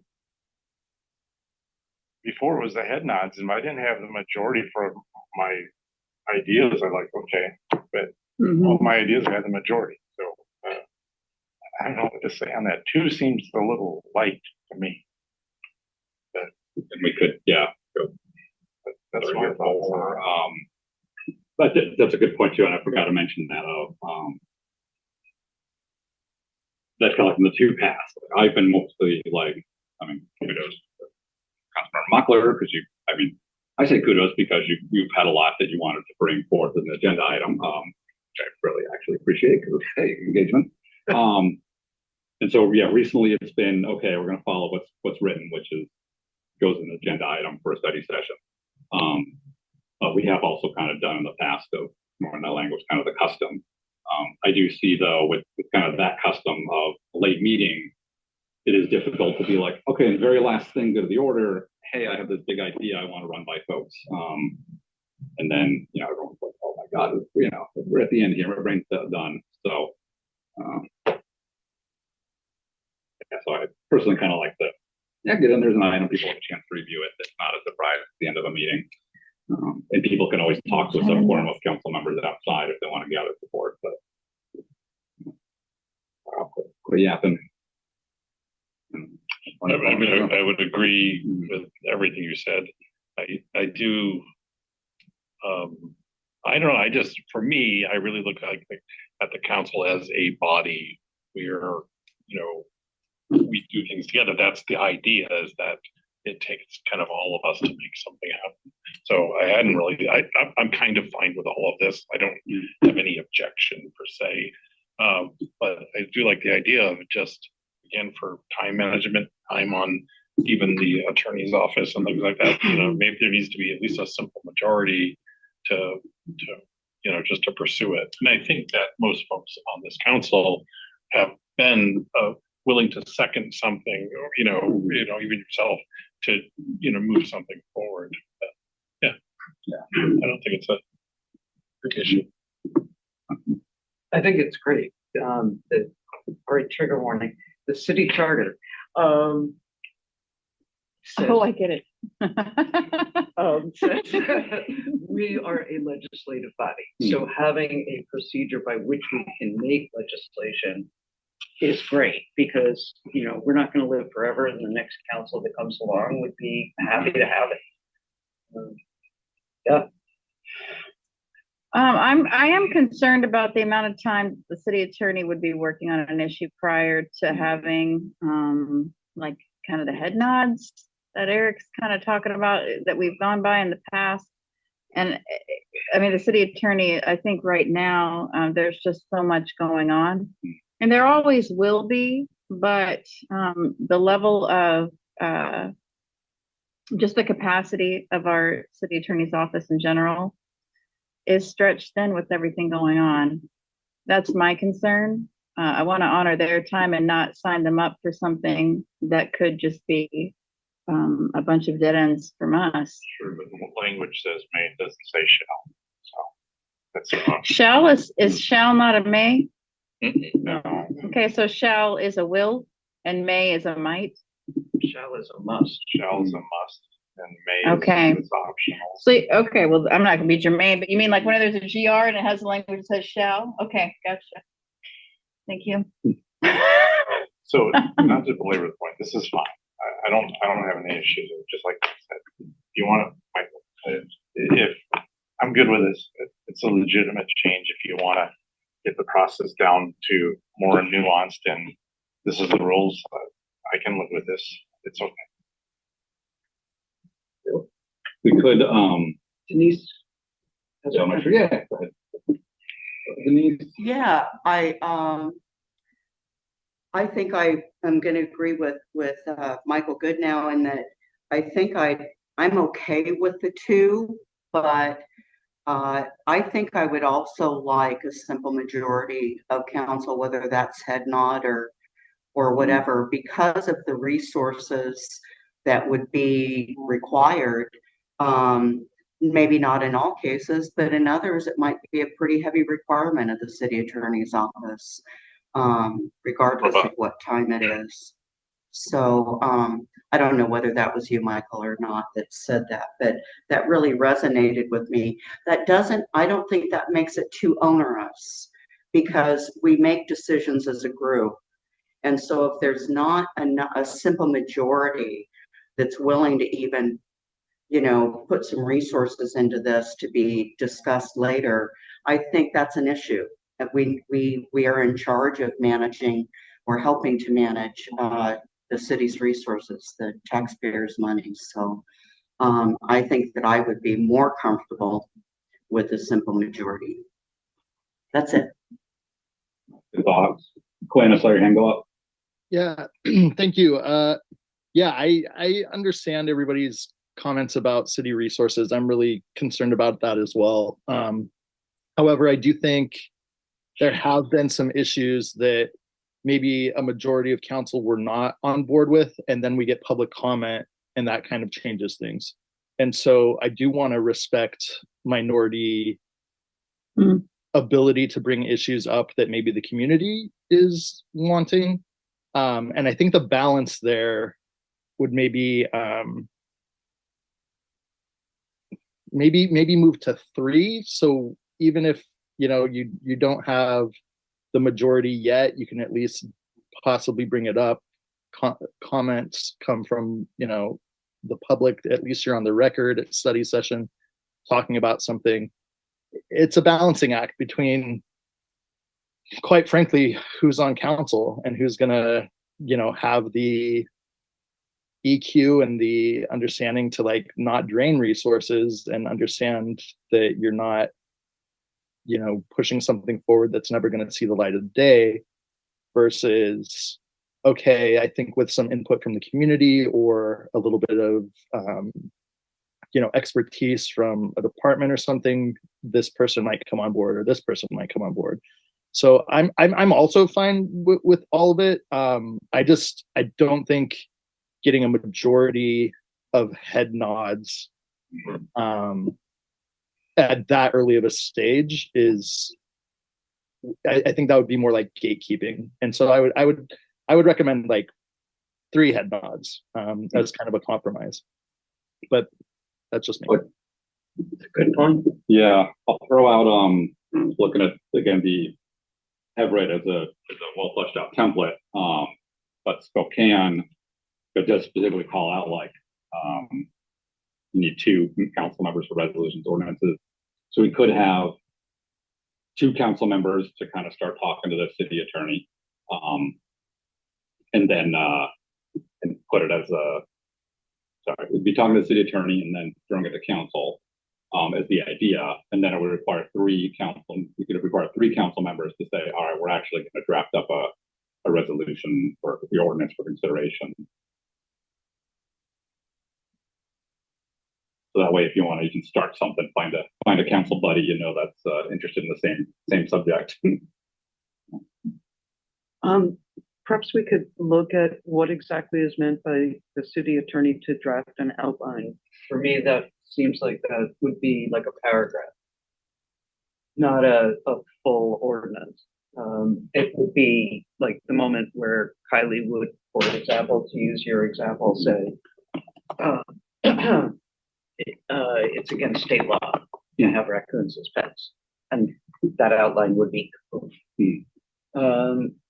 so if the drafting of an outline is, if we're talking about 20 minutes, half an hour, does anybody think that that would be an undue burden if it was that brief an interval of time? I'm personally fine with if it was 2 council members. I think that's pretty reasonable. I feel like if you can't find one other of the 6 that's willing to even talk to you about the idea or want to hear more, then it's not likely to go forward. Yeah, I'm just But I agree. It should be I imagine what they say is outlined is like, hey, Truman, you got to update this title 6.12 with this wording, and it could include hey, this is going to take me 3 hours to draft up a full ordinance. Yeah, that would be really helpful for all of us, I think. Quinn? Yeah, I think Denise, did you have your hand up? I'm not sure if that was. Oh, okay, cool. I was going to defer to you. Just a point on that.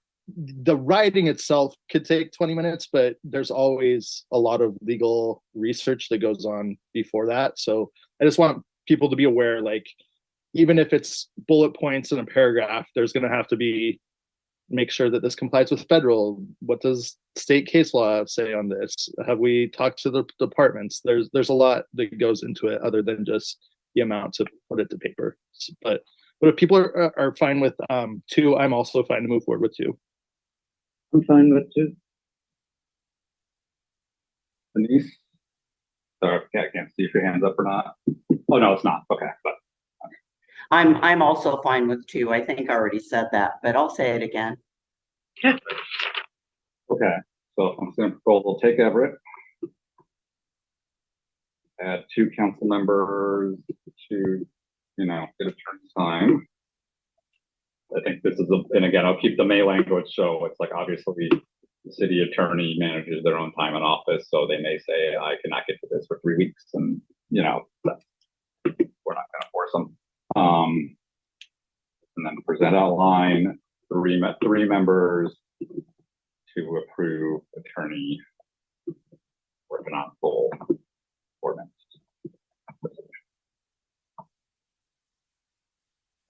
I'm also gonna say as human beings, like I imagine too, if it's something simple like a resolution or an ordinance, and council members like really gung ho about it, they could also help, you know, draft, but the city attorney would have to approve it from the council. Okay, and then I'll add language about for the outline, maybe just like time required and steps needed to enact it. That sounds good. All right. Perfect. Nothing to comments. Let me go back to the other quick list. This may find, I think, what you want to talk about at the end.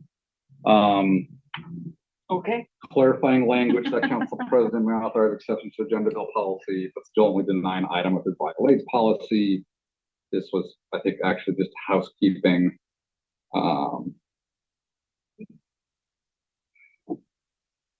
In the head, it was just a small word change, but if what it says right now, here we go. Okay. Where is it? Agenda control, rule 4. Would rewrite a chunk of this anyway, but right now it says that the council president may reject any item not complying with this procedure. And that's right. And clarifying language of, or allow items to be added to study session or regular business meetings with exceptions granted on a case-by-case basis to codify the current, kind of what we're currently practicing. So to be real explicit, the council president on their own cannot say, oh, that's off the agenda, I don't like it. They can, as a council member, have the right to remove it with two to override it, but council president doesn't have the right to remove anything unilaterally. But you do though for like, well, sometimes we pull things just because of time, you know, that kind of thing, not because of any sort of prejudice, but those cases, I guess normally, maybe in those cases though, the department on a discussion, they kind of pull it. So maybe that's fine. Yeah, and it's still any council member. I mean, the council president could say in the briefing, like, hey, we're short on time, it's something urgent, I'm gonna pull it. You see people really want to override and talk about it. I'm just curious if anyone had any concerns on that language of, there's always exceptions, but yeah. The only change I like in this whole rule 4, number 1, is adding the add a study session. I don't really see the need for any other changes on this. The judges already can initiate an agenda item, so For clarification. almost done. But Sorry about that. I think keeping the sentence that describes the written materials that support this are useful, and that deleting that sentence is unuseful. Yeah. I can say why I did that. Started in months. Okay. I think that it's already listed in the agenda bill policy. That's what I assumed. Yeah, it was redundant language. Okay. But not a hello sign, we could keep it. Yeah, if we're doing something in accordance with the agenda bill policy, that again is kind of onerous. It asks us to anticipate fiscal impacts, which we don't have the staff to do. It asks us to assume experience that we don't have.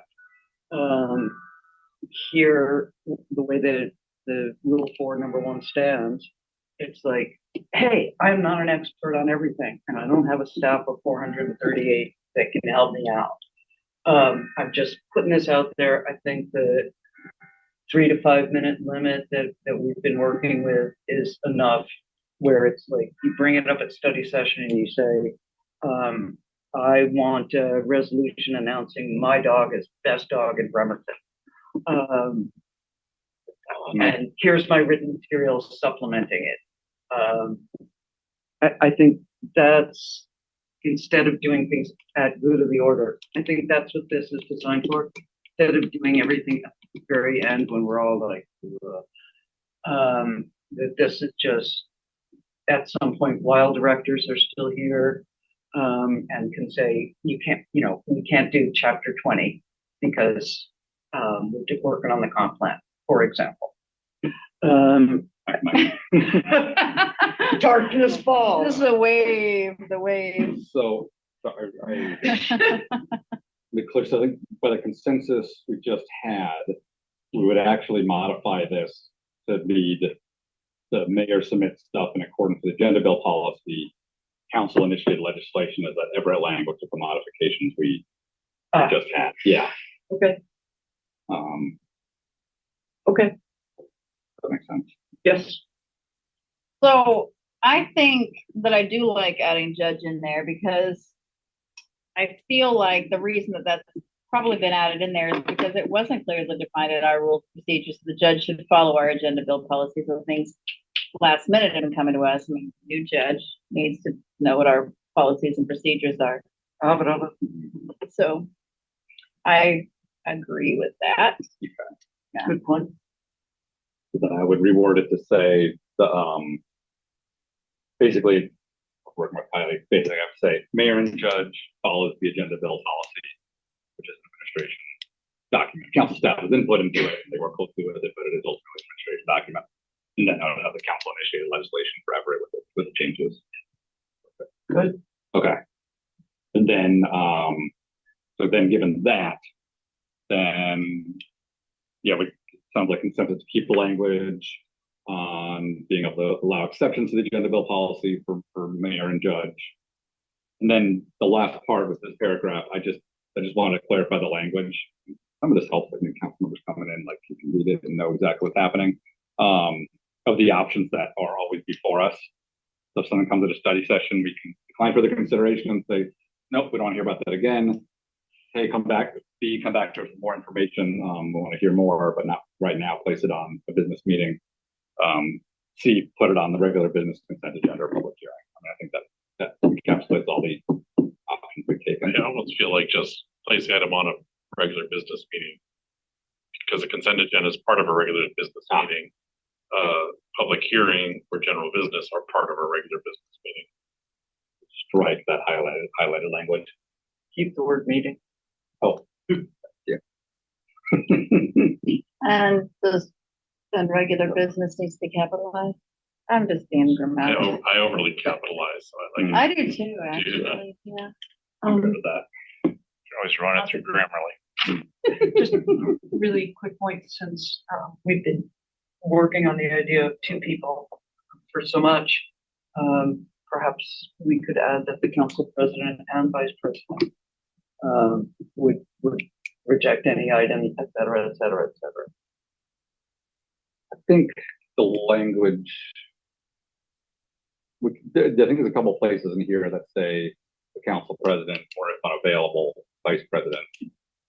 I guess I'm saying if we have both, then we have two people who know what's going on. And if one of them suddenly has to fly to Stockholm to get this Nobel Prize, then we have somebody that knows what to do with the agenda while the council president is at the Stockholm after parties.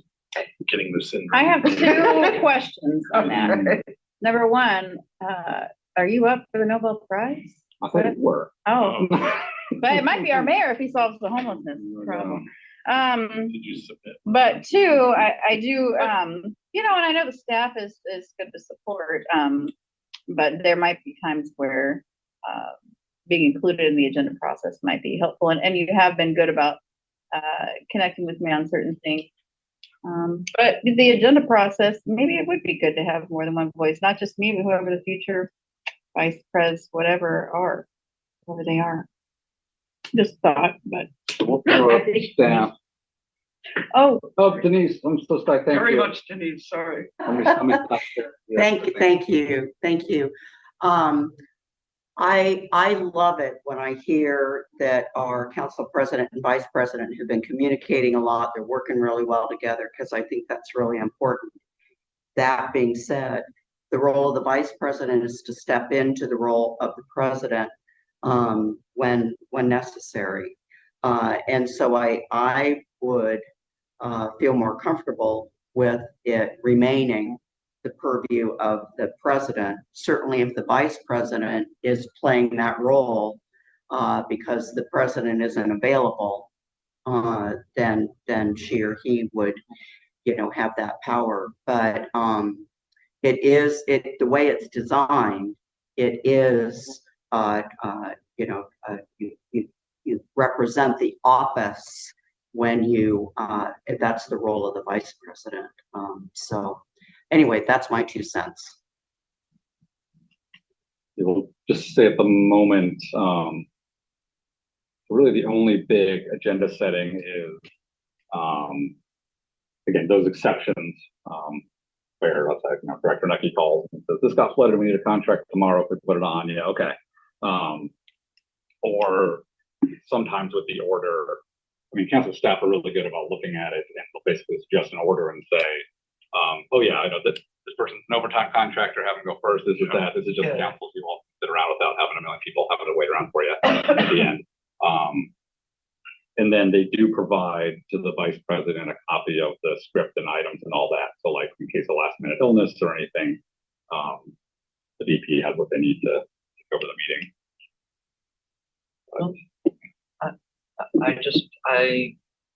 I don't think I have the majority with me here, but if at some point a majority of council wants to add the vice president, whoever that vice president may be, I think that would give us another opportunity as council to have more voices. And you can put it a time limit, like, I shot the vice president an email and 4 hours later I heard nothing and bada bang, I'm just taking over. But to have more voices who are familiar with the process, because right now, unless, apart from the 2 former council presidents, I don't have any idea how that process works. And it would be helpful to have a second voice on there. But as I say, I don't think I have the majority with me. And so I'm just going to say, if at some point you're interested in this, let's do it. Yeah, personally, needs some more specific suggested language of how that would play out. But I think it's, I think it's good form, but I don't think we need to force it. Unless you don't have necessarily a reason, and it doesn't happen actually that often.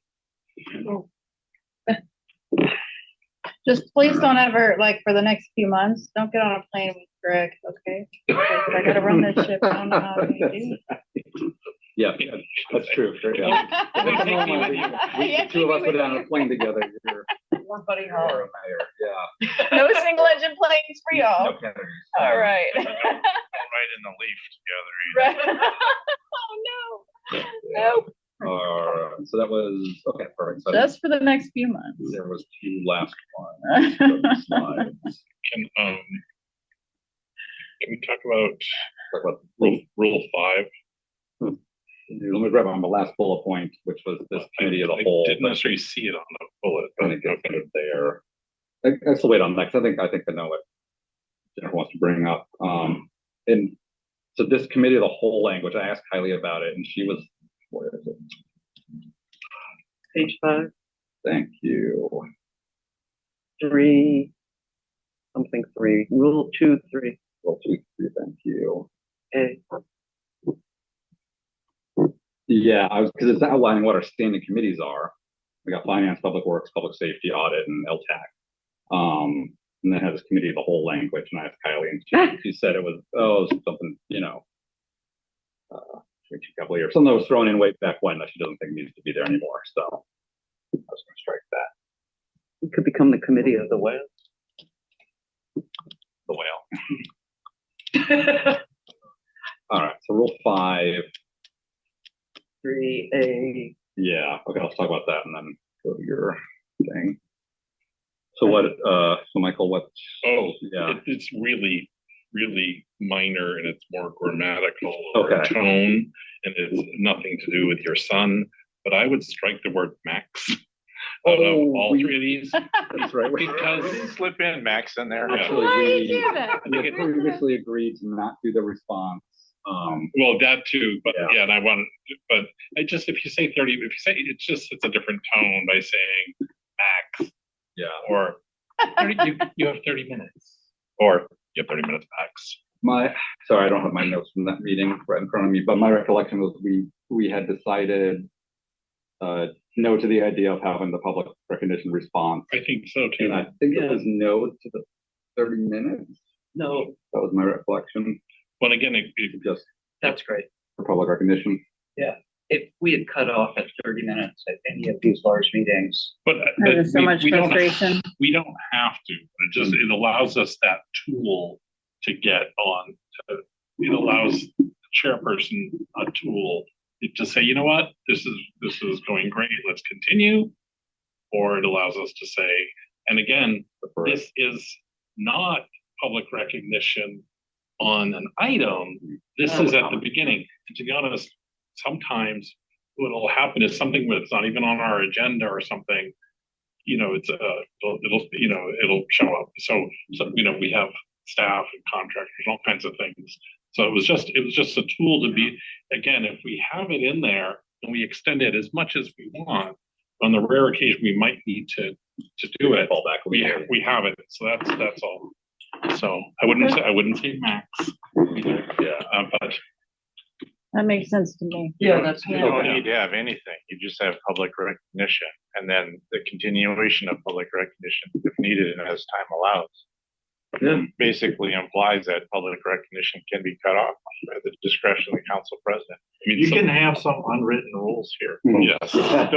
Don't, I know some of you don't like them, but you need to be able, as council president, to be able to, you can't plan for every possible situation. And so as long as you can wheel and deal within this framework, that's fine. And you know what? If a council president tries to cut it off within 10 minutes, it can be overridden by the other council members. So it's not like he or she is the only one making the decision. But if it's obvious that a whole group of people are going to come in, and I haven't seen this happen, had big issues, and I think once I actually did continue. I'm not sure. I think it had to do with the Sanctuary City, the Welcoming City thing. I'm not sure. But anyway, a group could filibuster. They could, but I'm not saying it's going to happen. But it is. If there's a mechanism planning for it, just put it in there. Public recognition. Don't put anything about maximum minutes.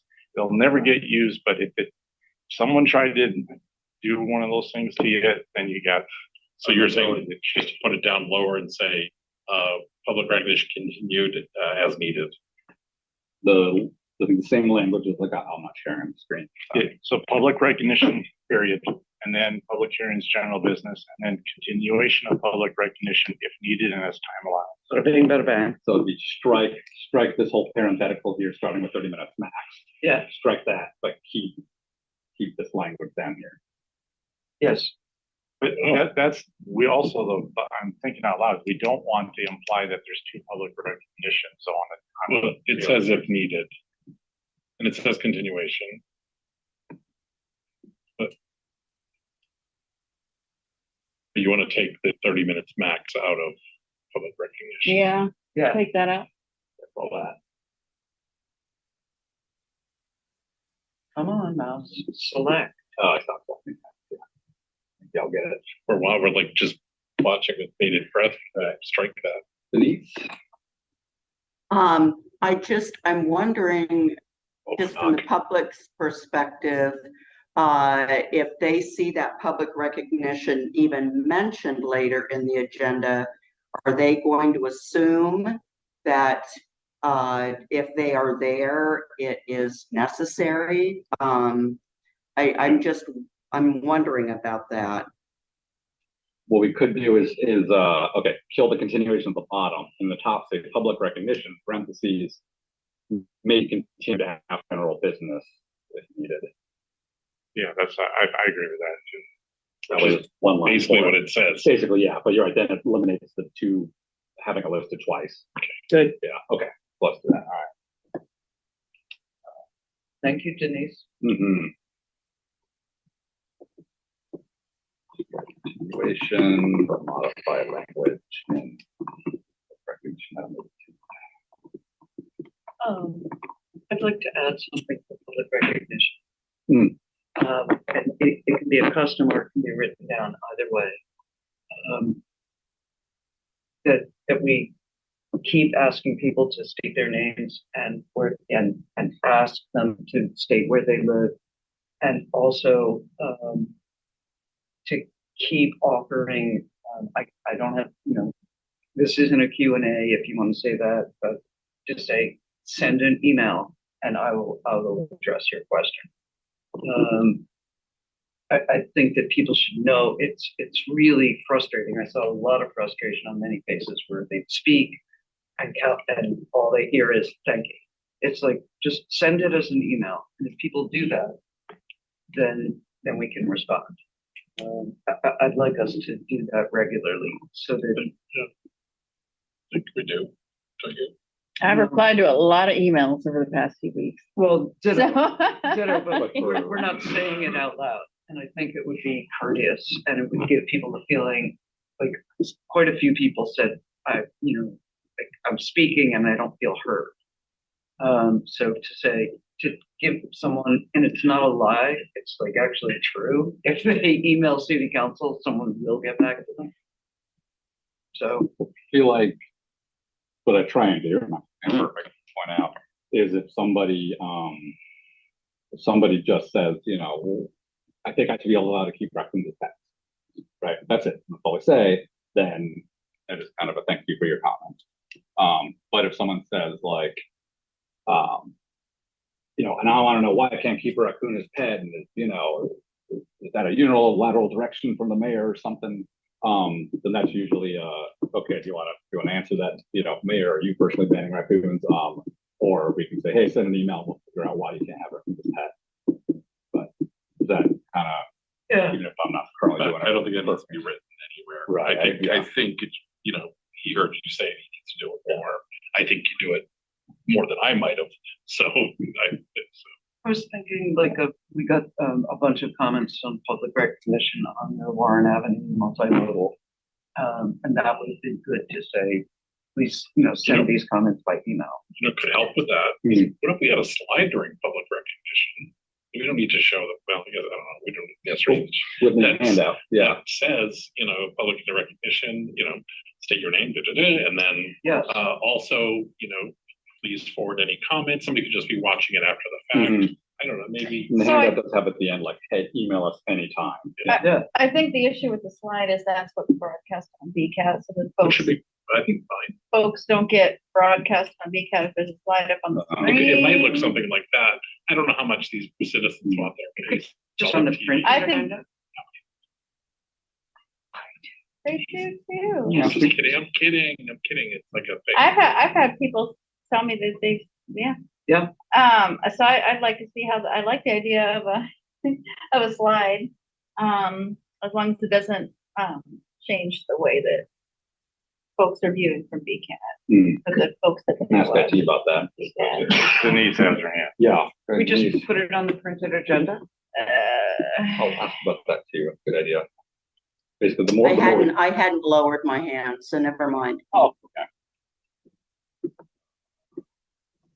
Yeah, no, good. The more we can get that public recognition and comment, one pager out, the better. On screen or in agenda. Okay. But again, it doesn't need to go into the Doesn't go in document, there, but it's a great okay, what we're talking about. Okay. figure out what we can do. Because Eric has shown us that we don't have to write every single thing. True. Thank you. Sure. I think you're mentioning, if I can say, so there. Jedis don't do that. I think in this conversation, yeah, it's working. There was a great diagram, Carlin, put out, and it's like U.S., the whole U.S. Constitution, state constitution, city charter. Then it's kind of like our rules and procedures, and then it's customs, and then it's more like informal rulings and then customs. So, yeah, this is a good place where we want to really codify something great, but if it's not codified, then we can always make it as a custom by agreement, or someone calls point of order, and I like the training. It was like, you're being a real raccoon right now. He really likes raccoons. I don't know. You're in a groove. Yeah. Someone could say point of order.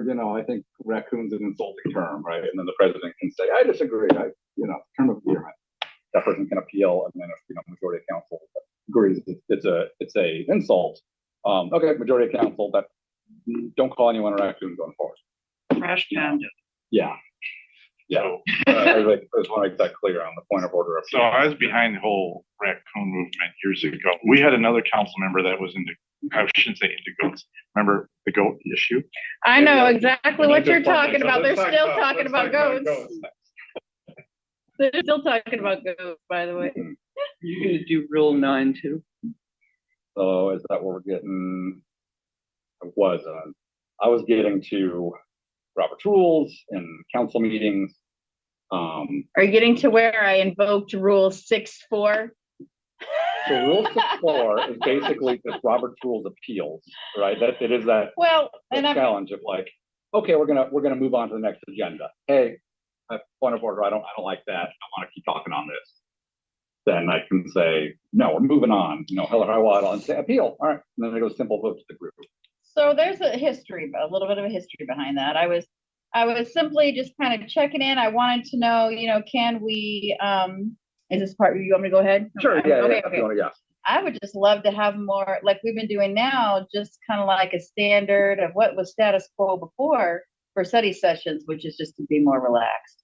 And then then it was like brought back to the rules. Well, Robert's Rules of Order, Council Rules of Procedures, and then I just kind of said, well, Rule 6.4, because I think really what it comes down to is I'd really love to see us be more informal in study session. I don't really need to challenge your ruling or get anything codified for it. I'm just asking maybe a conversation between us counselors to find out, what's working and what's not for study sessions.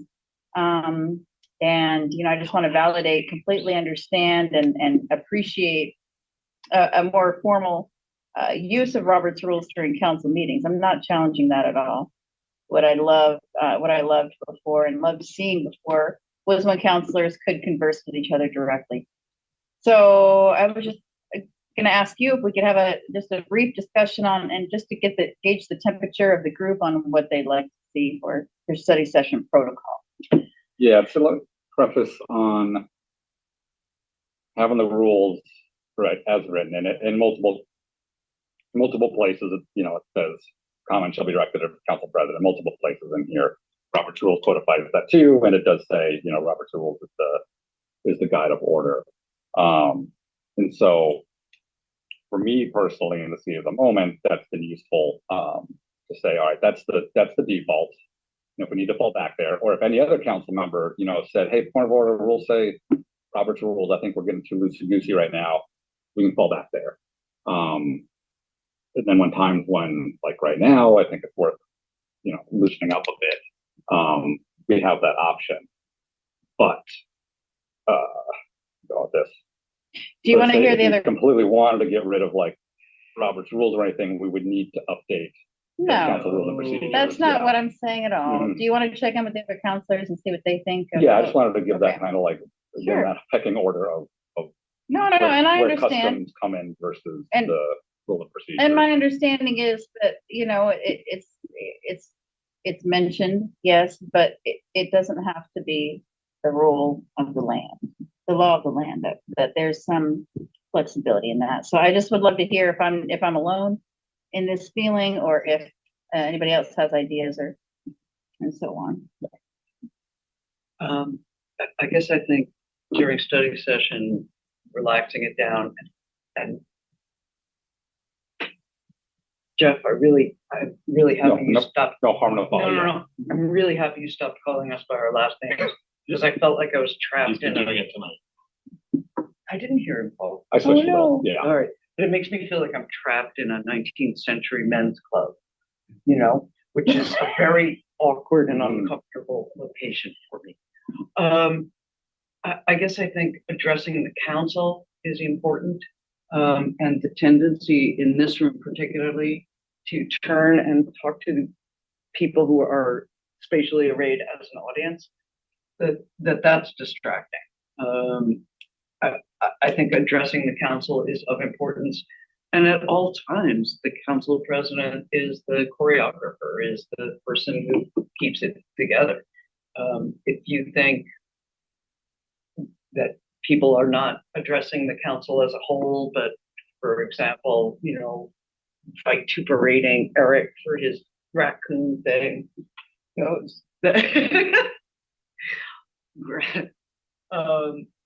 then it's, you know, it's perfectly Robert's rules for you to step in.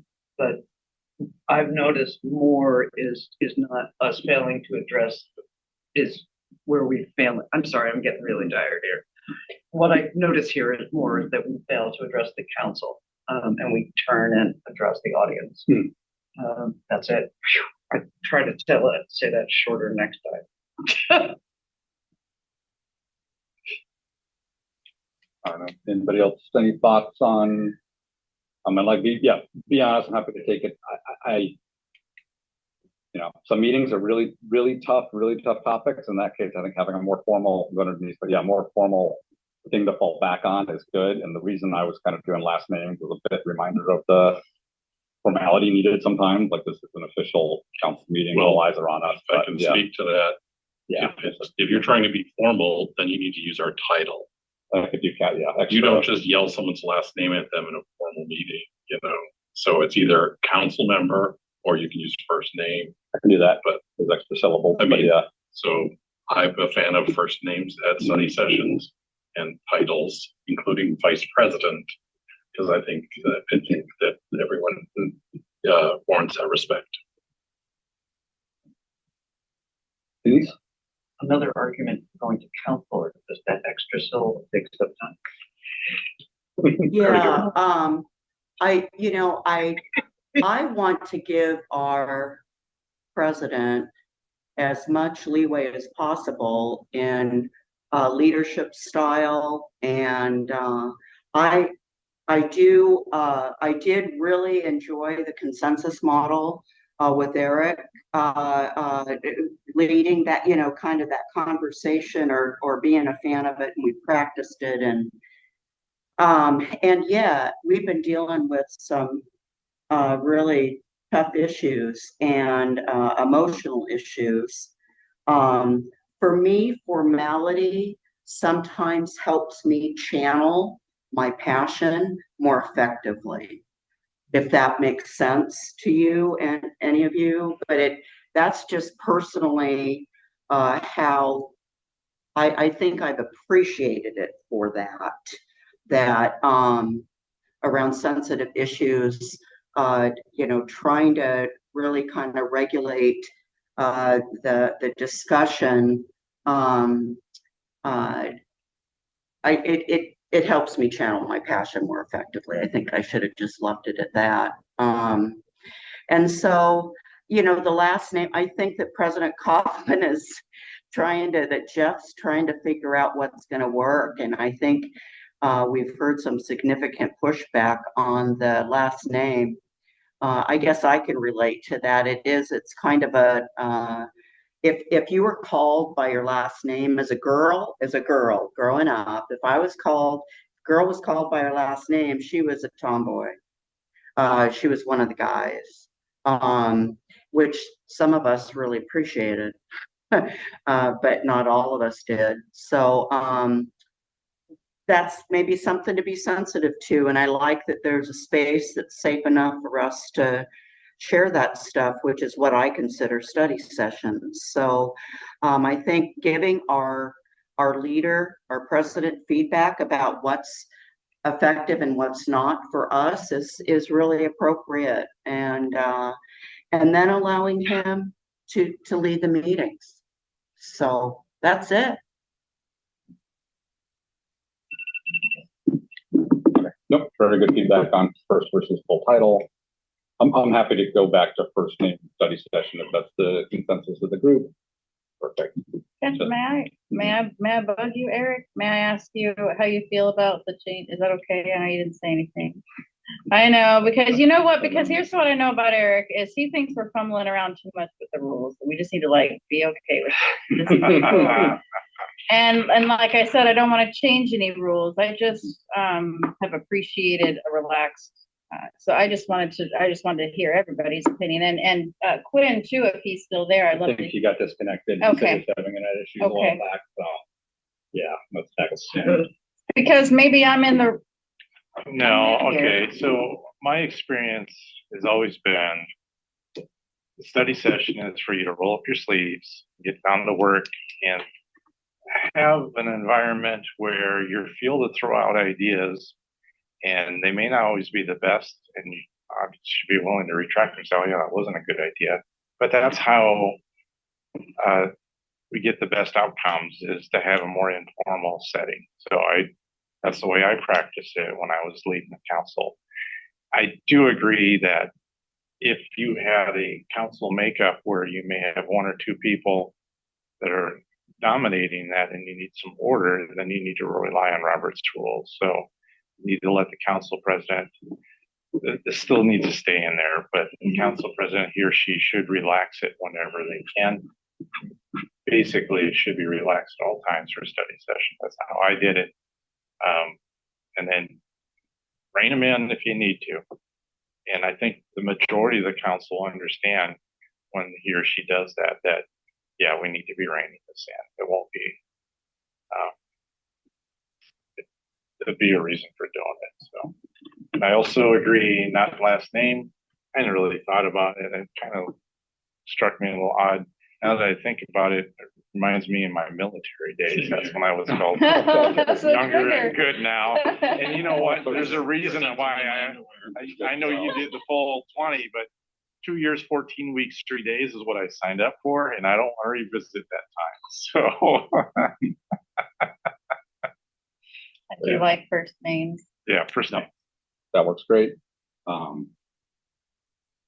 I do also want to mention, I personally really do appreciate too the more collaborative. I mean, when I'm in meetings with different workplaces, whatnot, it's very much more of a, okay, and free flow. I do think council meetings are a bit different for a couple reasons. One is, all eyes are on us, and that may be different too with the hybrid format with the camera here. So although I love getting, silly with you all, I think it is good to stay a little more formal as a government entity, when possible. The other one is the microphones too, and kind of the one at a time. It's hard to hear, hard for taking minutes if multiple people are talking at once. So, and then to that, I personally like making sure everyone has a chance to speak up, different personalities.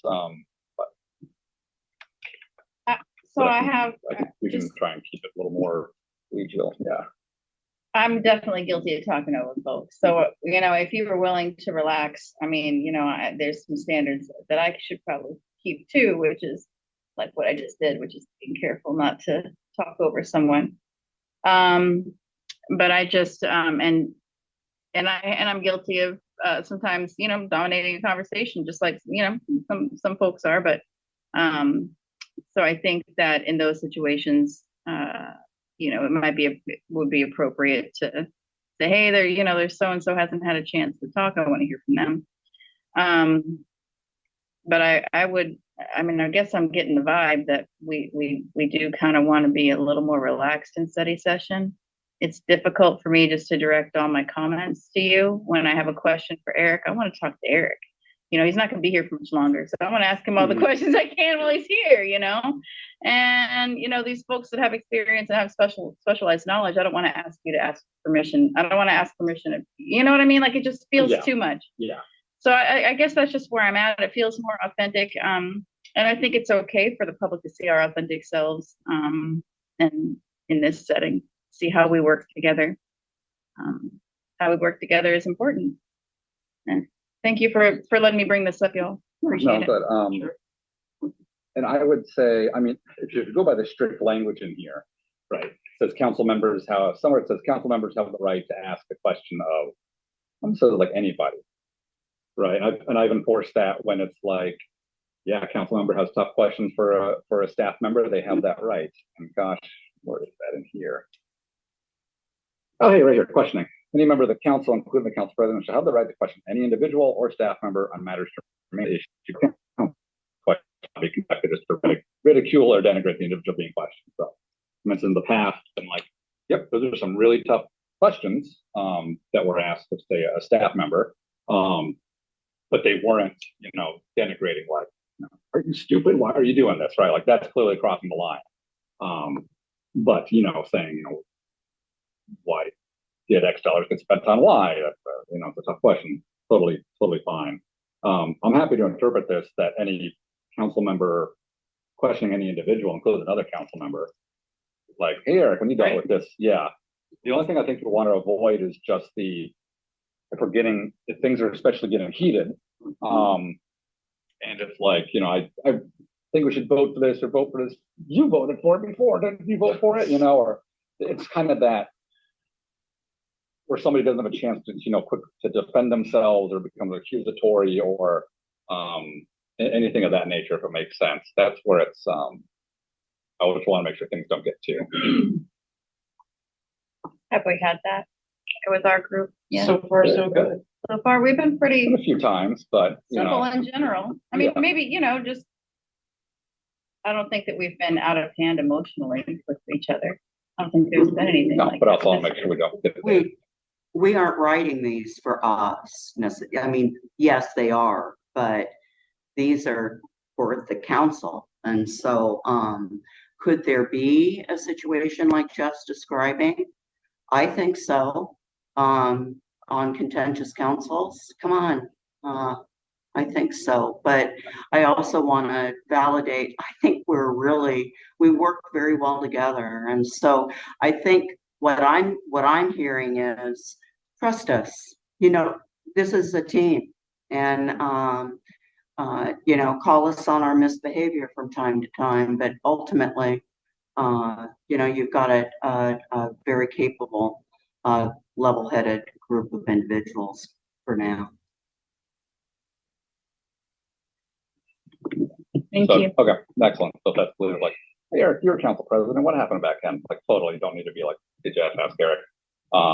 But if we just avoid, you know, keep it to, okay, council president, I think this is the wrong, you know, direction to go. Versus, don't you think this is the wrong direction too? Something like that. Yeah, I'm not saying that. I'm just I think that's the line I'm trying to make sure we don't cross into. Not saying I'm done it, just yeah. Understood. Perfect. All right, thank you all. Okay, so I will, unless there are any other suggestions, change the rules. I will write up a new draft based on all the feedback. You had some changes on 9. Yeah, I'll make sure nothing we didn't already cover. Oh, that's hard to remember. 9.2. It's about Lane. comments and requiring written comments for comments on consent agenda. We struck this one Right. down. Yeah. Okay. I'm not modified Yay. it. So. Yeah. So yeah, we decided not to make written comments on the consent agenda. Okay. Great. Somewhere in the back line, it deals out the toes of their leg, and you'll fall in the rock and What is that? I thought it was gonna troll again. No, you guys can't, if you can't understand that, that is the Beatles, Rocky Raccoon. I think this should be President Coughlin's theme song from now on. Gracious. She had to find that. Oh goodness, nice. All right, I'll bring this up for next session so we can all take one last look at it And together. so at this before point, going to we're vote. not going to move forward with these for consideration, not yet included. That could be on the. Which one? Sorry. Well, the second slide of yours, or third slide, the last one.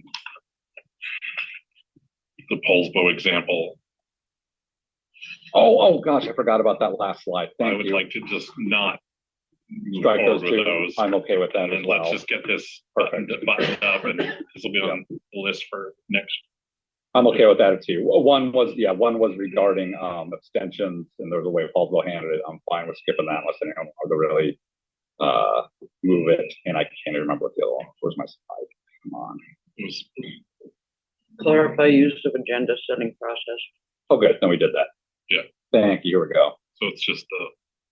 Oh no, it was okay. So yeah, Paulsville has a model where you can only abstain if at the beginning of an item you say like, hey, I'm abstaining, like Michael and I did with LTAC, like we have a conflict of interest, we're abstaining totally.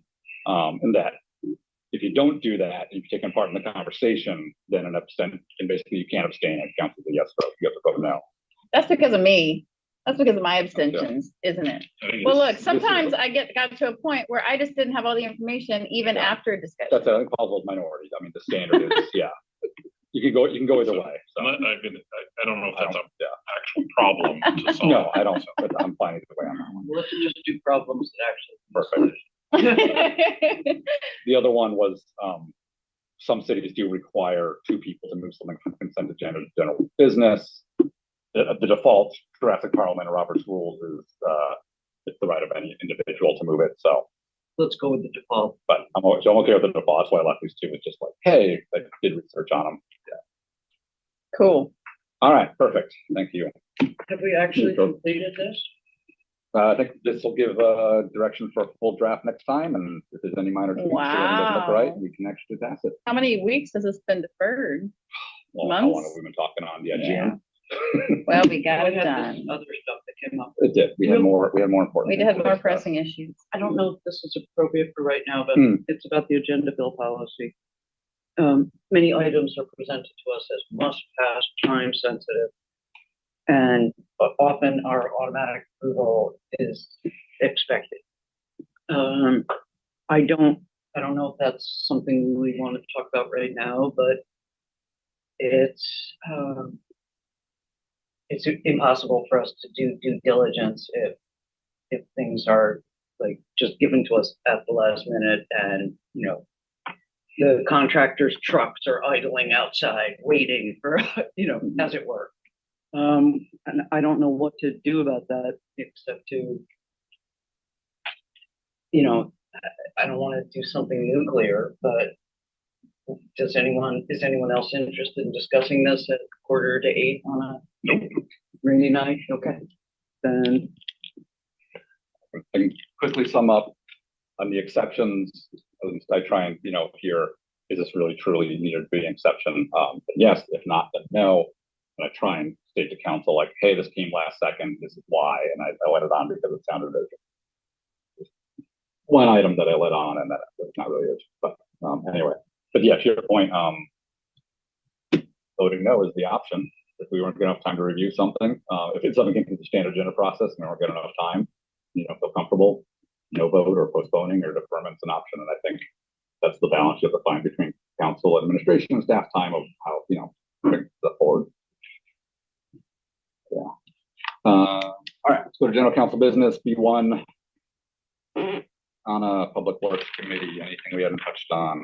yes, there's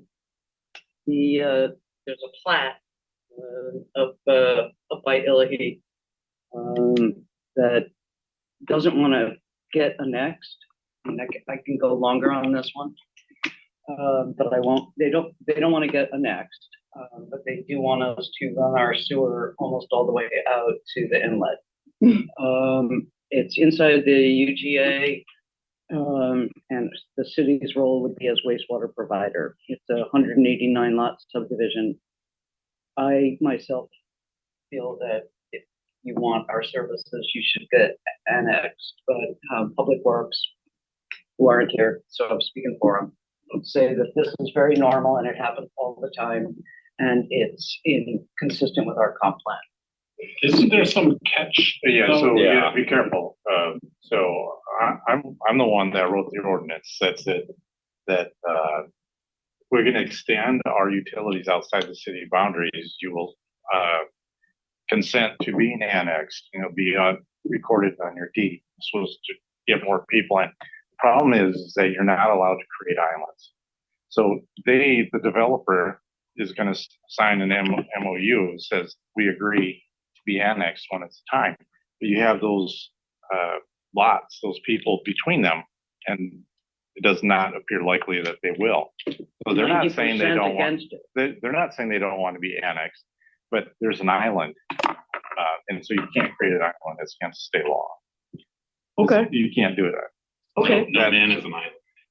So John we is would an be island. creating an island if we that's how annexed we it. have- We can't do that anymore. Just like we have Rocky Point. Rocky Point can't exist the way it is now. That's what but I'm it is- saying, like it is- Graveyard City, Okay, so so it's grandfathered in. when Public Works said that it was consistent with our comp plan, that was inaccurate? When they said it was consistent with our comp plan, it was our, that's in our urban growth area to go out that way, is my understanding, is what they're saying, that it's within their comp plan to extend, wanted sewer, because North Prairie Water sends sewer that way, it's consistent. But it's forbidden by ordinance. It's not forbidden by By ordinance. Washington state law. The ordinance allows us to do it on a case-by-case basis. Okay. But not create. But we can't create islands, so we're gonna extend sewer service outside the city limits. Now, the penalty for them is that they get to pay 50% higher for their Mhm. sewer rate. Right. So they have an economic incentive to join, but, and then once their valuation gets high enough, when you build 300 houses, all of a sudden, because it's all based on valuation, not number of lots, you've been, you know, what's the average price of a new house? 500,000 plus. All of a sudden, your valuation is gonna dwarf the existing valuation. And so it just helps to get, it's basically helping you to annex the area eventually. So basically, all those lots have yes votes recorded It's on it. automatic, they can't they can't. They're buying the house with a yes vote to be annexed. Okay. So, yeah. So was this, coming to for council approval or just the heads up? It will Yeah, eventually. okay, that's right. Okay. The developer has already petitioned the city to accept this. Okay. And then just because I see there, Jackson is back there, he's patiently staying late. Anything to add or anything clarify? Fairly accurate. Okay. The wastewater comp plan extends beyond city limits to our UGA's, so does the water plan as their service providers for work. So we're obligated to provide services to our UGA's. But there is an ordinance that they need to annex to get those services, but they apply for an exemption from annexation, and it be approved by city council. Okay. 11th and Perry, trip hazard repair, they've come up with a new horizontal sawing way to remove trip hazards, and they've changed to a 3-year unit price, and they are well within their CIP. Yay. Full ADA compliance. We tried to get electric sweepers, but we are not competitive for these grants because we don't have health disparities or other very specific scoring things. So, okay, so sorry about this next one, Jeff. Upper Shore Drive shared use 200K, all public works staff has been canceled because the street would have to be brought up to ADA compliance.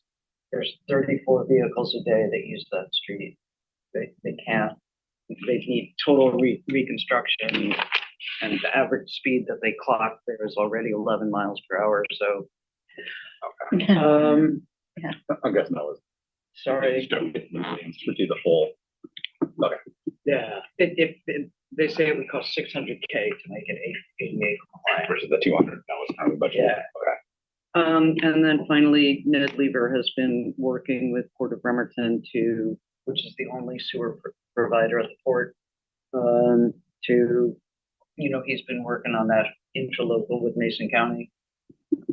So he's trying to work to develop a Port of Bremerton that would be what they call slab ready, term I just used. It's like you could come in and just set up on a slab. That is it. I mean, you've heard everything else. I mean, if you want to hear about BIOS, I'll talk to you about that. Oh, and I did see, I think I saw an email where Public Works outlined, or there was a discussion about what grants they're applying for. There's a bunch of new programs from bipartisan infrastructure law and some others. Am I remembering that right? Recently? Yeah, like in the past weeks. Okay, I have not seen that email. Okay. Could you forward it? Yeah, I'm gonna look up now. Let's We look can at that. talk about it in finance. Okay. Oh, was Yeah. it? Okay, oh. And let me tell you, so, okay, Public fine. Works is So, over. should we move on to Go on, finance now? B2 finance, take it away. So, and that was a question I asked, so there was quite a lot on here, and it was kind of like, well, wait a minute, have these come to Public Works yet? And so I did ask the question, and I'll go through a couple of the projects in just a moment, but they said, you know, the process is to chase the money, and then once the money's there, then to go to Public Works. But for me, I feel, you know, and I don't know, y'all with more tenured time might correct me at some point in time, but it feels, you know, and I'm glad to have these gentlemen with me who have the experience, but I'm not always going to have y'all. Hopefully I have you forever, Michael, and maybe Eric. And you're okay. There you But- go. That's the ticket. But they know they know how to vet some of these things. They have the information. But for me, looking at something like the utility loan opportunity for 4.9 million for the east side, 7.6 million for the west side, like, you know, that was the loan opportunity that was presented for these two facilities. And you know, I don't know. It felt a lot more like Public Works should be vetting it right before we chase a loan for that amount. So some of the things we talked about, and that's going back to your point about some of the grants, the TAP funding recommendations were third on the list for the Naval Avenue pedestrian bike project. We actually came in number three. The highest score was an 86, and we scored an 84 on that one, so that's pretty good. The 6th Street diet is on a contingency plan. It's a little lower, and I did not get the number, but it's lower on the list, but it is there. So if there's leftover funds, we could apply for those to have the 6th Street diet done. I know it's not exactly what the public feedback was asking for, but at least I do want to applaud Public Works for putting in and listening to public comment and trying to get funding for that. We also had 2 new employees. We met Dave Dinkoon and David Powell. So we got to welcome them. They've been with us for about 3 to 4 months. That's part of that onboarding, you know, that I think Ned was alluding to, that it takes a while to onboard someone. So, you know, so good to have them. Sounds like they come with a wealth of experience, and we're really lucky to have them. What do they do? Why did you say that to me? They're project managers, of course. Hold on a minute. Project David Dinkoon is Dinkoon is the project manager, and David Powell is also a project manager. Yeah, I was right. Okay. They didn't like hire somebody to fix puddle. Isn't that what engineers do? Okay, so David. Moving right along. Okay. Okay. Ambulance introducing, I'm gonna jump in and say. Expertise in stormwater. Yeah. And so he was pretty excited to be working on, yeah, and so the North Lakeway NOAA grant opportunity, he's putting that grant in. He actually already scrubbed it for inflation, and although it was a $9 million estimate, he's put it at $12.5 million grant request. So again, these things are going to be coming to us if funding comes through, but the utility loan opportunities, they've helped presented east side treatment, west side treatment. So the east side treatment is UV replacement. There's a whole list of things, centrifuge, irrigation based supply pipe, second boiler system. See, this is why Public Works is important, because I'm not the expert. Gravity thickener overflow relocation, clarifier recycle. I have underlines because I don't know what he said for some of the words. But he's got a whole list of 8 items for the west side that need to be replaced. We got a preliminary. We got those 8 items. Okay, see, this is what I'm saying. Like, and I wanted to be sure there wasn't a quorum breach. Like, this was confusing too. So I think maybe I need a little bit of clarification too.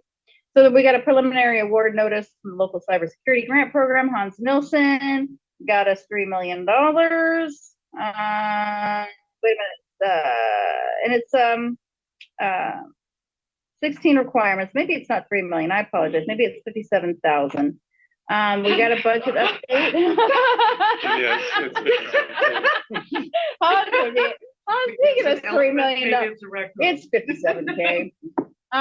We got a budget update. And there's we got some interesting information. They're enacting the B&O, and they removed the sunset on their utility taxes. So just something that Director Riley wanted us to keep in mind as we move forward with how we take care of our gap, our funding gap. There's some other things we talked about. We did talk about the really popular item with finance, which is changing the budget cycle to biannual, which has gotten our support. And I think that they'd really love that because there's so much front end work, and the regions around us, municipalities around us operate on a biannual budget. It would be something that would be brought to us, after this budget cycle, but it wouldn't be adopted until the 25-26 years. That's being an off year. But finance gave a head nod for that one. This was, there's a couple things that we did talk about, and I'll try to be brief on this. We talked about additional advancement when somebody exceeds expectations, to do a double step increase on their salary. We talked about, maybe there should be limits on that, that maybe there should be, a number of advancements allowed per year, that we don't want to get into a situation. And that happens when, if there's an employee that meets, exceeds expectations that recommended by their boss, to receive a salary upgrade. And so what this change would do would be for those individuals not to have to come to us for approval. They would just go manage, their supervisor and then the mayor, and it would skip us. And so we brought up some issues that we don't want to see, the budget go off the charts with raises. And I think it's important to mention that it does take that salary advancement, that increase in budget is taken out of our hands if we approve this. But folks will feel more comfortable with accepting a salary advance is what is reported, because they don't want to have to come before council and promote themselves and talk about their why am I missing the word? Their personnel reports, Well, and then to have us discuss it. And to have us discuss yeah.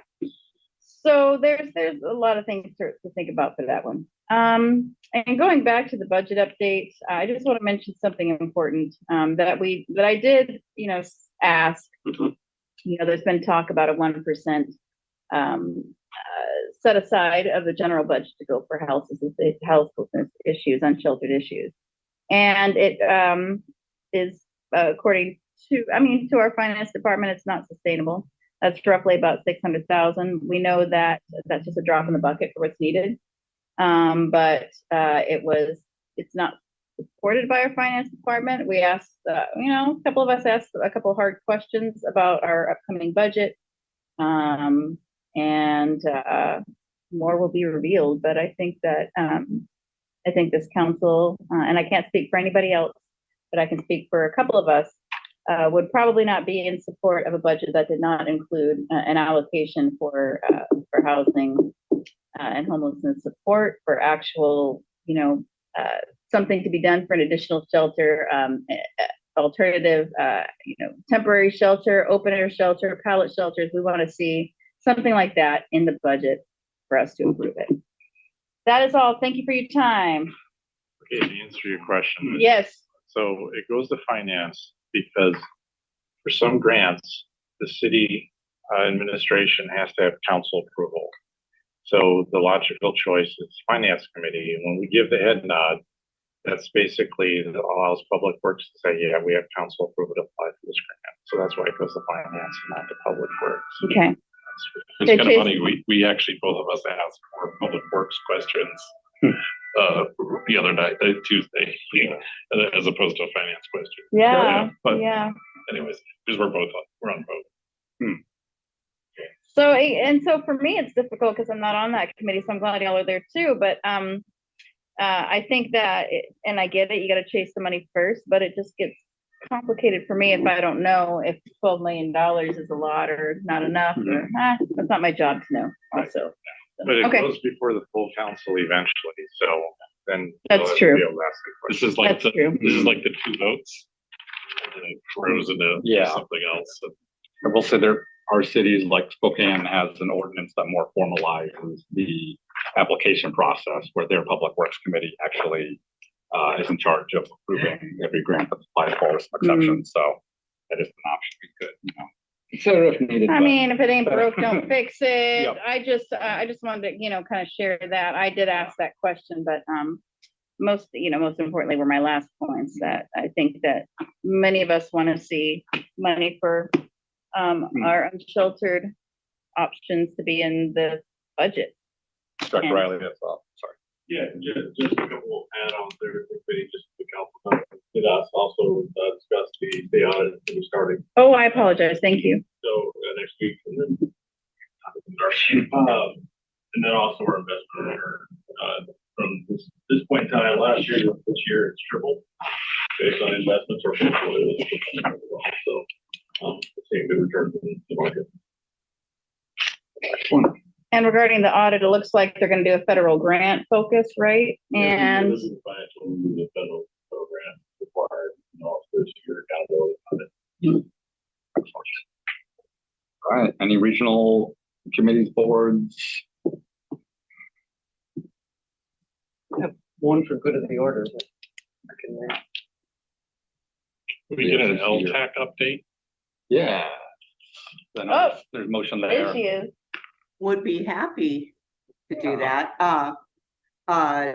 Christine has just sent an email out to grantees, potential grantees, and to the committee meeting in early November to start looking at applications. So once we have that scheduled, the RFP will go out. It's all ready to press send, and the process will start. So I will say there does seem to be a disconnect, certainly from the administration's viewpoint, having, they already know the appropriation for this, it's in the budget, they don't really need to know specifics right now.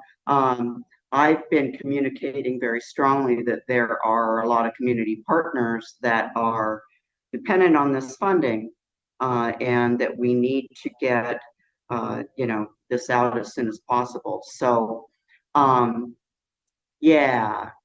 that's about it there. It hasn't met, and the RFP is not out yet, but it is ready to press send. So I believe that Christine's plan is to push the RFP button on Friday, and get that out to everybody. It's really not any different from the last go round. So except for cleaning a few things up. So that's it for LTAC.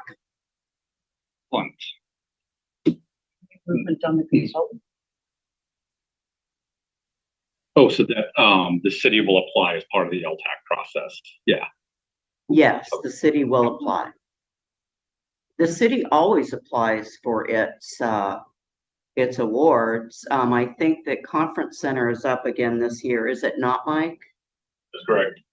Yeah. So, Okay. yeah, city always has, or when they're due, the city has applications. Yes. Just had one, talking with staff, starting to plan for retreat just to get something dates booked out, so that we're not waiting the last second and scrambling for space. Kind of a bigger thing. So I looked at the calendar. I think I've heard the feedback that it sounds like every year going back past years, like the one day is a lot for one day, trying to get the whole goals and priorities established. Even this year, I made good progress. We had to finish it up in study sessions. And here's kind of an idea I've heard from folks I wanted to throw out, which is that in January, the 24th of the study session, usually the year starts off pretty light, or there's a fifth Wednesday in January. My suggestion would be council uses one of those times to kick off its discussion. of kind of what are some of the big goals, things to tackle this year, right? Throwing it up there. And then after that, we use the committees to take those individual ideas and kind of run them by staff and bite size. So, hey, we want to, you know, have a whole thing with sidewalks. Okay, Public Works Committee, here's the idea council had and the main goal, run it through for feedback. And then with that prep work, we then actually have the one-day retreat. And in that case, we kind of got all the rough ideas on the board. We have feedback already, staff at the time to chew on it as to what's feasible, what's not. And then at that retreat, we go through them all and kind of come up with a document. And so not that we have to finalize that, the 5th Wednesday would be open, the 24th would be already study session. But I want to throw that out there for folks to think about unless you want to deep dive now. The other thing is looking at dates for that main day is probably either, I think January 13th would be too early, but there's the February 3rd is a Saturday, as well as the 10th, I think are both decent, except for the 10th of Super Bowl on Sunday. But I don't know if folks can look at their calendars or think if there's any big conflict out there to kind of reserve a date and some meeting space. Well, why can't council just have the retreat at non-bids? Oh, that was the other thing was, yeah. So I'd say the three main options sound like in the past have been either Gold Mountain like we did before, the conference center, and we do want a place that has like Wi-Fi, has probably built-in, you know, food options, all that. But yeah, Gold Mountain Conference Center or here. Let's stick on. I like going to Gold Mountain, but I don't like the idea of using a 5th Wednesday. I just feel like we get 4 of them, 4 Wednesdays a year. So to, you know, like if we need to, absolutely. But if we can schedule something else, work on it. I also feel like January feels really early. I just think that if we have new council members, they need to, you know, there's things they have to get done and, you know, like let them attend a couple cycles of meetings and stuff. So maybe just a little bit later. But I also recall being down at Gold Mountain for retreats and it being kind of spring, like nice, you know, nice weather. But and we've done them in June, I think, too. Let's not do that ever again. I mean, there's the right? idea of doing it for budget season instead. Let's avoid major special elections and sad departures, please. But I get why it would be good to be home, but I also think a change of scenery is nice for just for everybody. I mean, we're sitting here in these, you know, in these rooms, we're doing tough stuff. A change of scenery is nice for a retreat. I don't know that I necessarily am. I don't know that I necessarily am sold on, you know, going to Gold Mountain every year. I think we could get away with something a little. And I don't know the cost. I think I'd be concerned about the cost. I'd like to keep it cost effective. I think we're going to be tightening our belts this upcoming year. And there's going to be some hard choices. And the last thing I want to do is give the perception to folks that we're out there spending a bunch of extra tax dollars. We don't have to. On a golf course. On a golf course. The notice is the city-owned property, I think. It is. I get it. But I think it's important for us to just kind of keep that state of mind that we are going to be tightening our belts. I think we only pay for our lunches. Yeah. Okay. Yeah. Nice. If I can weigh in just a little bit from an administrative standpoint, speak for Lori and Christine a little bit. Logistics at Conference Center or Gold Mountain provides the food options, so logistics bringing food into here is much more difficult for your staff. Yeah. And there it's already provided there, you pay for it, it's not, and the space is free, so. Both spaces are free. Both spaces are free. It's the food, it's the logistics of food that helps the administration not have to bring that in. Lori or Christine to do it here. And I can respect that. And it's easy to sneak out for a break. Oh, that's true too. I would like to see, maybe we can just say, I mean, I would be good with the conference center. If that were an option, there's rooms that we can, I mean, it's not like we're going to be in the main area, right? It would be like a conference room upstairs. Upstairs is nice. There's a nice view in some of those. Can we defer this discussion? Yeah. The only other, just to think on it, I don't need to sit right now, look at your Thank calendars. you. The last thing I'm going to put in your head though, is looking at hiring, because there's some professional services budget, looking at hiring a facilitator for it. And staff's going to put out some feelers to see options, but I think there's like Triangle Associates that do KRCC. And if there's a facilitator who has experience in municipal government, I don't know, no, council president can do it, but if there's someone who's really like, who does board retreats and coming up with 5-year plans and all that, and it's kind of a neutral third-party facilitator, personally, I think that would be helpful. But I'll just throw that out there to think about, and we'll look at it. Depends on the facilitator. Yeah, and it would have to be listed in council, and yes, I'm gonna say there's even such a kind of facilitator out there, but Christine's looking into KRCC and PRSC and AWC and all the other acronyms for what they use. The woman who talked to Barbie, she'd be good. I haven't seen it yet. All right. That's a Roxy. All right. Oh, yeah, So no quick go to the order, go once. One really quick. I have some. Okay. So I emailed the president and vice president about this. I wanted to put forward that I think we should pass a resolution assuring the mayor that we want to set aside 1% of the general fund for providing shelter for the houseless. Possibly with all of the many other details that we've discussed, like the designated camping site, the near transit, the provision for storing your stuff. I understand that we can't add that to the ordinance until it has been passed in the budget, but I would like to assure the mayor that we do want to. It'd be a great goal, at least. That's it. That's the resolution. Is anybody interested in discussing that 2 weeks from now? Okay, so when I brought this up to our finance director, he said, if we want to do that, we're gonna need to take a look at programs to cut. So it's for signals. so that's a conversation to have. It's a conversation that we do need to have. And I would cut adaptive signals and make more than 600,000. I'm up for the conversation. Is that money all coming out of our general fund? No, it's not. Yeah. I think that's all to be determined, but I want to support Councilmember Mockler with this. I can appreciate the staff's viewpoint. However, on a much smaller scale, I've been in similar situations, and we must budget our priorities. And so, yeah, it's going to be tough. How important is this? And then we work with administration. I've heard the doom and gloom about what the projections are. I've heard that things are going to be coming from unions. And I mean, all of this, I think this is what we discuss in budget. And, you know, it's going to take us being willing to put our money where our mouth is.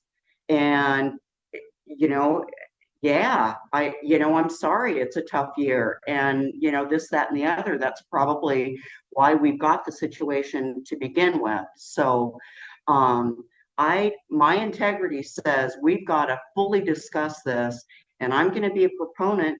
Okay, we're going to have to be okay with saying, you know what? It wasn't important enough. It was not important enough. And if we want to be in that situation, you know, so be it. But that's what we'd be saying. So I'm with on it, not with resolution or anything. Let's just try. I think at budget, you know, we're gonna get there. But I do want Director Riley, you know, and I know he knows this, that there are some of us on council that are going to be very strong about this. And you know, I know we're going to get a lot of information, and that's a whole new context, but I'm a strong believer that just with our integrity, our budget has to proclaim what our priorities are. And that doesn't mean how we do it, but that this issue is important enough for us to invest this money in. So I promise to be quiet now. Yeah. Okay, so during finance, Director Bradley's there, I made a statement that I'm basically interested in, are willing to push the nuclear button in that if the budget does not have a vision to provide camping facilities as we described in the ordinance, I will vote no on this budget. Hence the discussion, well, you're going to need to come up with cuts. Point one, he's listening. If the mayor, get passed on the mayor should not present a budget where it makes the council look like the bad guys. You understand what our priorities are, and you need to put it in the budget. Okay. Point two is, last year we put $10,000 for a porta potty in the budget and did not get spent. Before budget time, I want to hear from the mayor what the roadblock it is for putting up a fence, putting up some porta potties and a hand watering station. That why is it? I heard the other day, $2 million is what it's going to cost. All these one-time costs, and then these are several costs. It doesn't make sense to me. I want to give the people that are experiencing homelessness a better place. I'm not saying, we got to do this overnight with all these pallet things and all that stuff. But his emails, since we passed the ordinance, still say, nothing's changing with the city council's ordinance. We're going to have something come up with the Salvation Army. And then if we still don't have enough capacity, nothing's going to change. Well, that's the reason for putting that outlet in. And I need to hear from the administration why you can't do this now. I'm sounding excited. I'm sorry, but this is important, and I'm not letting them go. I'm not letting them go on this one. No, I will vote no on the budget on November 2nd, and to hell with it. It needs to be done, and we need to have commitment that it's going to be done, and it needs to be done this year, this fall, period. So just real quick, part of my good of the order here, that I was going to bring up, is that in 2 weeks, we'll have a packet for council to consider for reimbursement to G2. And it's going to be, a pretty, it's going to be comprehensive with some data, but also some receipts. And so I think we need to be bold and brave and go ahead. We're going to get some, legal opinion. But this is for the restrooms that are down there. And we need to spend that money, approve it. We need to be bold and approve it. And so that was one of my good of the orders. And I just wanted to bring that up because Councilor Younger is absolutely right. And we did put the provision. I mean, it was just, it was difficult for me to vote on that the way that I did. The compromises that we made, it broke my heart. But we put that wording in there for a reason. We're waiting for a campsite. We're waiting for a designated camping area. And whether that means a safe lot, a camping area, open air shelter, something that's designated in addition to Salvation Army, we need to see it. We need to see proof that's going to happen. Yeah, go ahead, Jack Riley. So I can respond to a couple things. One, we talked about the budget gap, wasn't talked about here. This is $6.6 million. Can you ask Mike to come up to a microphone or so I can, thank you, Director. So, yeah, I just want to share what we shared last night. So the council here, so appreciate it. So in the general fund, we have a $6.6 million general fund gap. We know we have attrition, we have other savings that will close that gap that materializes every year because we budget 100% FTEs. So we talked to the committee about that. We did also talk about there are no new additions in the budget. There's no new program. There's no new staff. It is status quo. So priorities, we talk about priorities of existing priorities, of existing staff, existing programs. So when we go through this process in budget, and I hope we do this in budget, is to kind of work through those, to find where that fits in. I will say the administration is working daily on something to move forward with the discussion of the council. It's talking about there is dollars, there's stand-up dollars available, and how we maneuver and pivot to move that plan forward for a site. So I will say that right now on record. So that is there. How it all is going to come together is going to takes time. It's going to take time. So, and I think there'll be a conversation of why, where, when, and how that all fits together. But we have identified dollars that you'll see as part of the budget when you get the budget. That I think is forefront, right in front, mayor's letter, a conversation about what is set aside, what should be there. So if I can provide any assurance that is happening, we're meeting every other day to talk about what the options are. So appreciate that. Yeah, Here's another point. So I just want to echo that. Yeah, I think when we crafted the ordinance, we left a wide framework on ways to provide solutions and housing and shelter. So I just want to absolutely agree. It is incumbent upon the administration now to say this is the plan, given the constraints and requirements to meet the needs of the city. So glad to hear that's for multiple in the works, but I'm with you, council member. If there is no solid plan in there, that's a real big problem. I too would vote no. The other point that I think is really critical is I've never worked in an organization where the board or the council had to come up with the cuts. We would ask the administration to come up with a plan. If they need to cut 10% of their budget, I don't have the expertise to make that decision.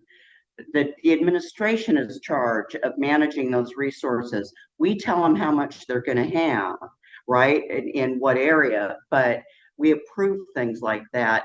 It's not on us to come up with the cuts. It's on the administration, based on our input, to come up with a balanced budget that we can approve. So I joined Council Member Younger and Coughlin in saying, yeah, I've been seeing recently the administration hearing us. I really have. And I want to keep counting on that. And it's going to be a really tough budget session. But we've got to stick to what our priorities are and what our integrity says. So it's not on us to come up with those cuts unless I'm, way off about that. I will make a comment on that, and I agree. It's a collaborative effort to come up with a budget. The mayor proposes a budget. The council adopts your budget. So it is on the council to make adjustments to what's proposed. I will say it's a collaborative effort of where you send stuff back to us, where we're trying to trim. Now, I will say with what I said with the funding gap, there is potential funding available that we're looking at that would not call for cuts to move some things forward, to stand something up as quickly as possible. There's just, without getting too deep into it, and outside my lane, it's just, there's a lot of discussions to get there. You'll see something regarding funding that we were looking at, so. And you've just begun having these talks recently. No, we've been having these discussions well before I think the council believes we have. It is constant. We know that I think the priorities between the administration and the council are very aligned. I've said that for 2 years. I think there's just a way to how, this government, how it's structured, how you can have those conversations. You have to sit in a full room with the council to have your conversation. The administration gets to go do the work, and how we come together can be difficult at times. So those conversations have been happening for 6, 7, 8, 9, 12 months. We talked about affordable housing last year. I think you're in line. It's just trying to get there and come with the right solution. So, all right. Thank you. Okay, I'm glad it's brought up when we had space for it, because we did the last time part of not having to rehash the ordinances. We have space to talk about those solutions going forward. So this is excellent. I do want to say out loud, try to belabor it. I think majority of council's on board that when we get the budget presented to us, I fully expect one of two things, or both. One is the mayor explains the really tough choices, right, that they have to make, in saying, yeah, this department needed this, and this department needed this department needed this, and there's way more requests than there is available budget. Here's why I made the choices I made and the priorities I set and those tough choices. And then we as council can go, okay, and then we can agree with it or we can disagree with it. And if we disagree, then we say, well, here's our priorities and our budget. If not, then I would like to see the actual requests from the departments come in, and the initial requests that came in, which are public record. Yes. So that we can see, we can see exactly what was asked for. Again, still with the understanding there's always gonna be more asks than there is budget and there's hard choices to make. I'd rather see the mayor get up and pitch, those hard choices, but if we need to dive in on our own, I think that's a backup. And if there's any council member who thinks that's unreasonable, I mean. I think we should see the drafts. Hmm. Which is what this is, no? Must be more or less. More or less, it'd be the original department ask, so, yeah. Agreed. Yeah. So putting that out there. All right. Just, Yeah.